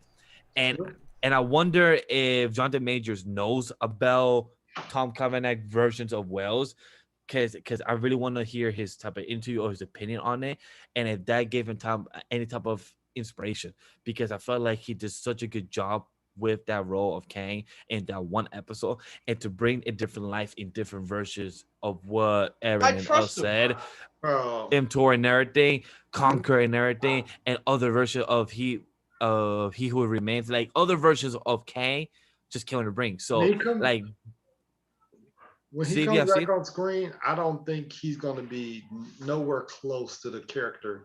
Oh yeah, Oh, absolutely. hell no. Telling He's you, not going to be Ant-Man anywhere 3, close. he gonna come on screen. He gonna be a businessman. His Y'all gonna be personality like, is going to be. who the Yo, fuck is that this? dialogue Wasn't he in between Loki? Scott and Kang is gonna be hilarious because it's gonna Oh, be yeah. clearly one sided. It's going to be so crazy. But I'm It's- sorry for him. I don't know, Steve, no worries, man. So it's just I'm more excited for Kang and what he's gonna bring to the grand scale of the MCU. I'm excited for Loki season 2, to what different type of timelines. Mobius, are we gonna see more if he's truly a clone or if he was from the timeline of his own? Like, was he actually part of Earth, or did Kang make him like a clone from the comics and what it is? So I'm curious to know if that is going to be true as well, because we don't know about Mobius. We never saw his Earth counterpart. We saw Rensselaer, we saw B20, we saw C15. I think that was a character and everything. C20. So- Yes. No, B15 and C20. Oh, C20, thank you. I just mixed the numbers and everything. So I'm really curious to know, are we going to see Mobius from his timeline? And did he ever ride a jet ski to know why he has a passion for jet skis? So I'm really curious to know about that as well. And I'm really excited to see more of B20 as well, because they build a whole character bond as well. So maybe they Did they have a past? That's why they click so well. Who knows? So with all these type of characters and Wanda, like everything with Eternals, with what Ray said as well, and with what Abe and everything, like Eternals is gonna be an interesting point, because for those that don't know the comics, they're the ones that watch, but sometimes they just don't give a fuck to do anything because they're like, hey, we just want to chill. I'm like, all right, cool. What the fuck did y'all do during the whole Avengers, the Infinity War? Did y'all get snapped? Do they have the possibility to get snapped? But it was supposed to happen. Yeah, so like the TVA said, it was supposed to happen, but did the Eternals have any type of power to make it happen? So it's very curious to know, and I'm definitely gonna watch Endgame after this for those 2 hours, or maybe I might skip an hour just to be like, yo, Ray. So I'm gonna just focus on that theory in line now, because I'm be like, yo, hold up, I need to rewatch this for the certain reason. So nothing is wasted. Nothing is wasted. And my last line to say, I love doing this cancel of villains, and that's what I'm gonna call it all the time now, cancel villains, because we do have some weird type of burns. So that's one thing we just totally discovered. We have some interesting burns around here, because I'm glad in our Earth 1, I'm gonna just call our Earth 1, glad all we have is the calm version of us, definitely for sure. But I love how we all discuss our theories. We all could agree, disagree with each other, and this is what brings a beautiful conversation of a podcast and our live chat. Thank you for always being here, because you guys bring this version and us to talk about. You guys enjoy our conversation, and this is what it's all about. It's all of us, geeks, nerds or not, or fans or critics, or for what it is, that we could have a discussion, and that's the most beautiful part of it. Yeah, and man. I had a thought.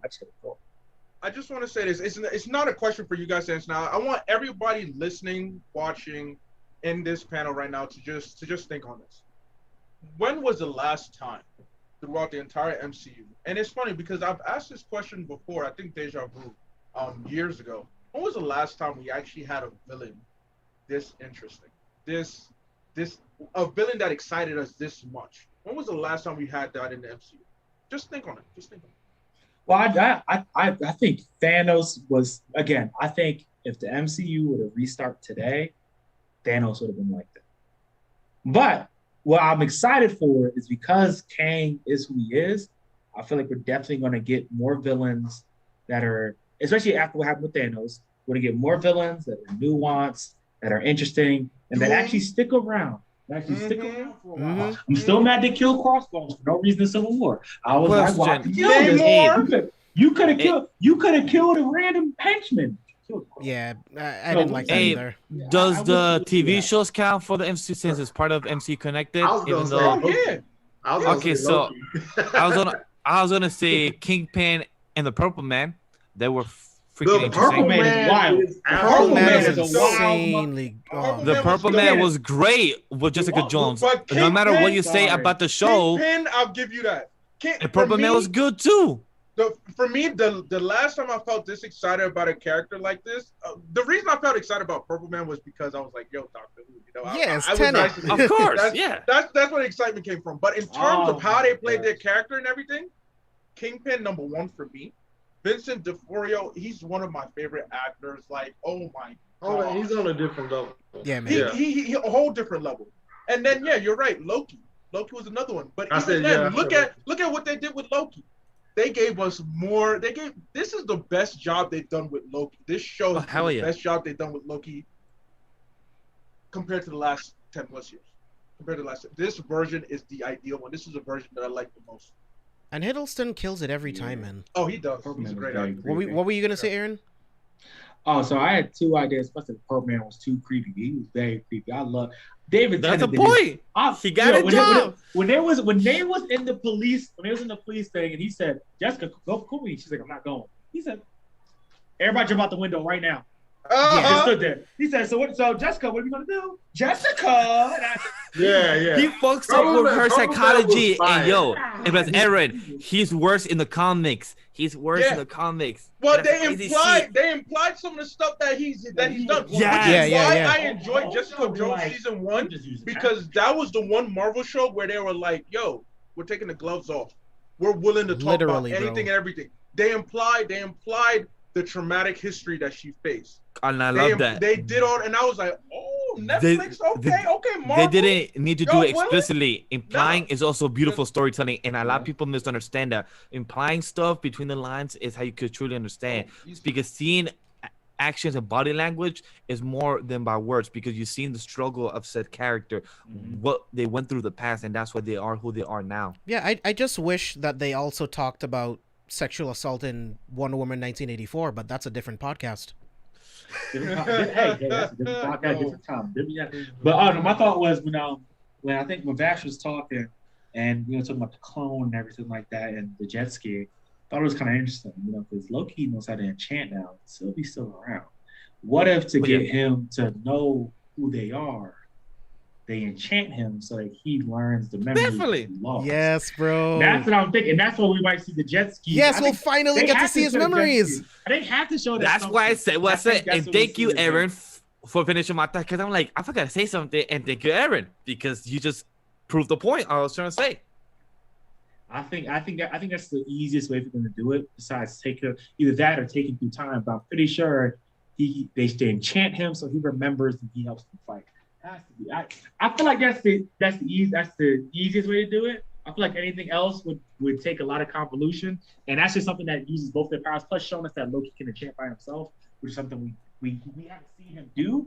He learned how to do it, but we haven't seen him do it by himself. So I wouldn't be surprised if he decided to do it. So that was what I thought. Yeah, man. I can't wait. Like, we've come up with some really great theories. We've broken down everything in the finale, the potential for the variant Kangs that we're going to see, Quantum Mania.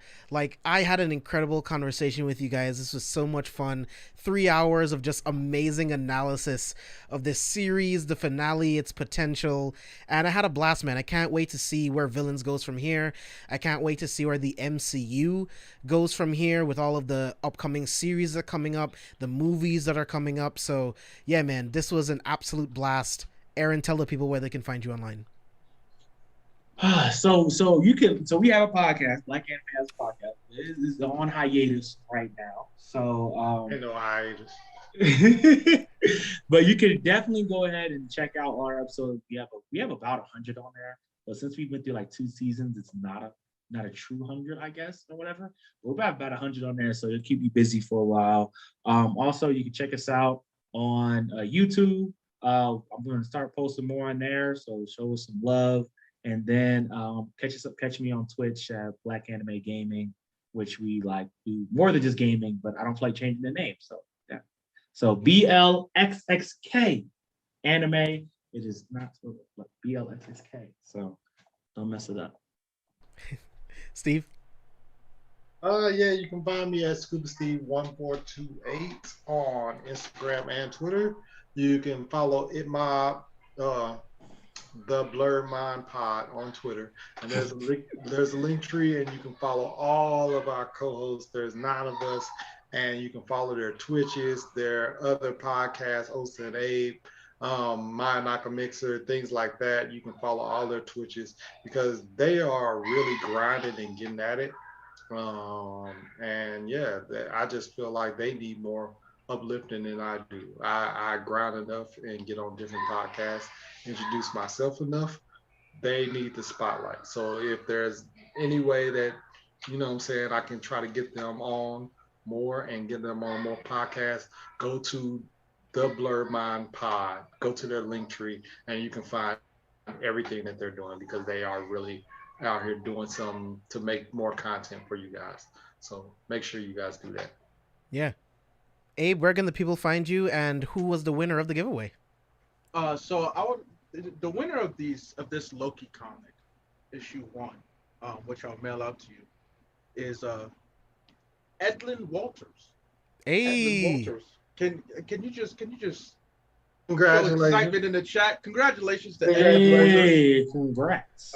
Appreciate everybody who just came through to watch. We really appreciate you. Like JB said, we're going to do more giveaways in the future across all our platforms. So there'll be more giveaways between Osa and Abe and C4S. There'll be giveaways between Osa and Abe and Inside the Mind of a Blerd. There'll be giveaways on Inside the Mind of a Blerd. There'll be giveaways on Osa and Abe. We just doing giveaways everywhere.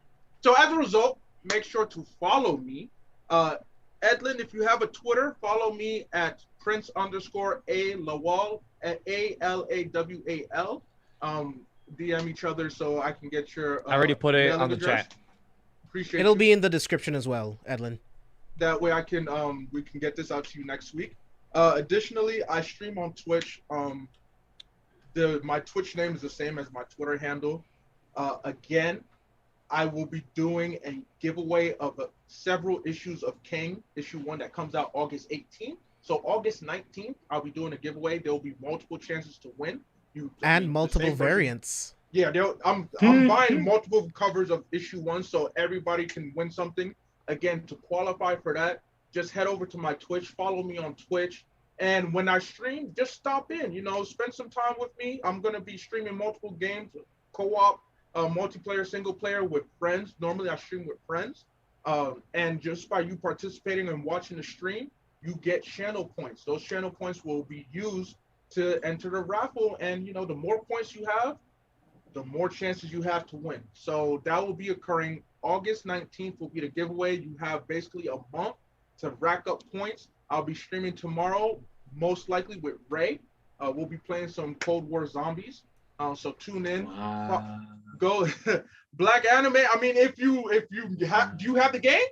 Because you ain't know that we've been playing for months. So you got the game or no? If it's on sale, I have the game. I ain't buying that shit, bro. This man. Anyway, definitely check out Ocean A podcast. Just the most recent episode dropped. It is the review of part 2 of Fear Street 1978. Very different from the review I did on part 1. I made this 20 minutes, but part 3 will come out between Monday and Wednesday of next week. So again, follow Osa and Abe. Osa and Abe merch is coming in October. Be on the lookout for that. Definitely tune into Inside the Mind of a Blerd. We have a YouTube, we have a Spotify. Tune into Mayanaka Mixer. Tune into Anime Lately. Tune into Careful for Spoilers. Tune into Spicy Lady. Like, these are all podcasts that I have the pleasure and I'm blessed to be working with in some form or another, whether as an editor, whether as a co-host, whether as a guest. So please make sure you follow all of them. Make sure you follow Black Anime for sure too. I mean, I'm glad that he's not dead. I'm glad that the Black Anime is not dead. Nigga. Even though I only was on one episode after I begged, he preached his begging to get on the episode. I was only on one episode, but that's preached You begged on the begging. episode. Yeah, I'm confused. I said you begged you on that episode. The man got on the episode. He's preaching begging, but he's not doing that. Anyway, just tune in. We're doing big things, and we appreciate y'all. Thank you again, JB and Vash, for having us. I've had a blast. These last 6 weeks have been phenomenal. It truly has been, and I look forward to what we have in store in the future. Appreciate you. Same, bro. Vash, where can the people find you? Woo! All right, guys. As you see, I put everyone's tweets, handles, Twitch streams, all on the live chat for those that are right there live and watching now. For those on the VOD, definitely hear what James said. It all will be on the description down below. There you find everybody's social media, like myself at Legendy Vash on Twitter, IG, everywhere else at Anime Lately as well, except on IG's Anime Lately _. And definitely don't forget, Anime Lately is also doing giveaway for us to reach the episode 100, the big milestone we reach of myself, James, Sam, and Ray, the team. And don't forget to give a shout out to our editor is Abe, and also our social media manager Zaid. We made 100 episodes of the podcast, and it's a big milestone. So we're doing giveaway until July 29th. We're almost 8K views. You'll probably hit 8K views on the audio side. You'll probably hit 8K by the end of the month or early next. That's beautiful. That's a perfect time because we have that announcement on July 29th. Don't forget to check the pinned tweet on the Twitter side that gives you the instructions how to enter and use the hashtag Anime Lately Giveaway. Continue using the hashtag because for us to check it out, we are announcing that evening. Me and the guys will check a good 30 minutes before, so we could choose the 2 winners, which could choose the manga, webtoon, or a anime movie that has been out and everything for us to send it to you. And also, let me put in quotation, US only as well. because international, cause that money. So definitely US only as Yeah, well. that's true. US only.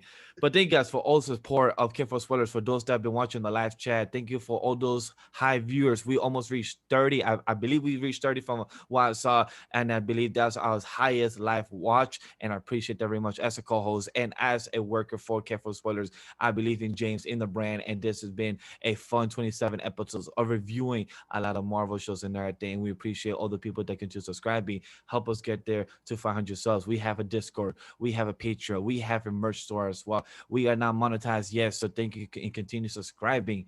And then lastly, we will give you guys some content for next week. We don't know for 100% for sure what it will be, but definitely follow the C4S Spoilers Twitter, where we'll be announcing, me and James need to have a conversation on what we'll be reviewing before the what if. We have an idea. We have a couple things in mind, but we'll definitely be announcing it on Twitter. So definitely stay tuned for that, guys.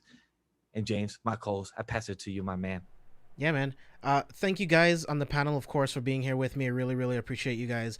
Absolutely everyone in chat. Thank you guys so much for being here. I say this all the time, but you make doing this show worth it. Like Vash said, we had 30 people in chat at once, and for like a small channel like mine, that's a huge deal to me. Really, really appreciate you guys showing up, spending the time watching the stream. Huge shout out to Edlin for winning the giveaway. Make sure you guys follow Guardians of Yuna on Twitch. Edlin does gaming on there with her husband Robbie. They play Final Fantasy, some other games on there. So that is another part of the family that you guys need to follow. So make sure you guys are following Guardians of Yuna. Just put that in the chat here. I'm gonna put the link to their Twitch, so follow them there. You guys can follow me all over social media at JB Exclusive, and of course, if you want to find absolutely everything that we do, go to carefulforspoilers.com. If you want to check out our merch, go to shopforspoilers.com, or you can find the merch link on the website. We have so many more giveaways coming up in the future, like Vash already alluded to. Next week, we might be talking about The Bad Batch. We might go ahead and start our DC animated movies review, where we might start off or Titans, or we might talk about Titans. We might talk about Flashpoint Paradox. I would love to talk shit on Titans. Fucking all right. But yeah, man, we have so much lit content coming for you guys. There is a poll on Twitter right now. If you guys would like to see villains go to Wednesdays instead of Fridays, since the Marvel shows will be moving to Wednesdays, let us know if that day works better for you guys, or if you prefer Fridays. I want to do whatever you guys want to do, because I'm here for you guys. So if you can show up to the chat, let me know which day works better for you, and Vash and I will talk about it behind the scenes, and we'll make it work. Make sure you guys follow all of these amazing creators here on the panel. I have them here because these guys know what they're talking about. They make great content on their own channels, and I appreciate having every single one of you here. So yeah, so for the panel and for myself, until the next one, we will see you guys later.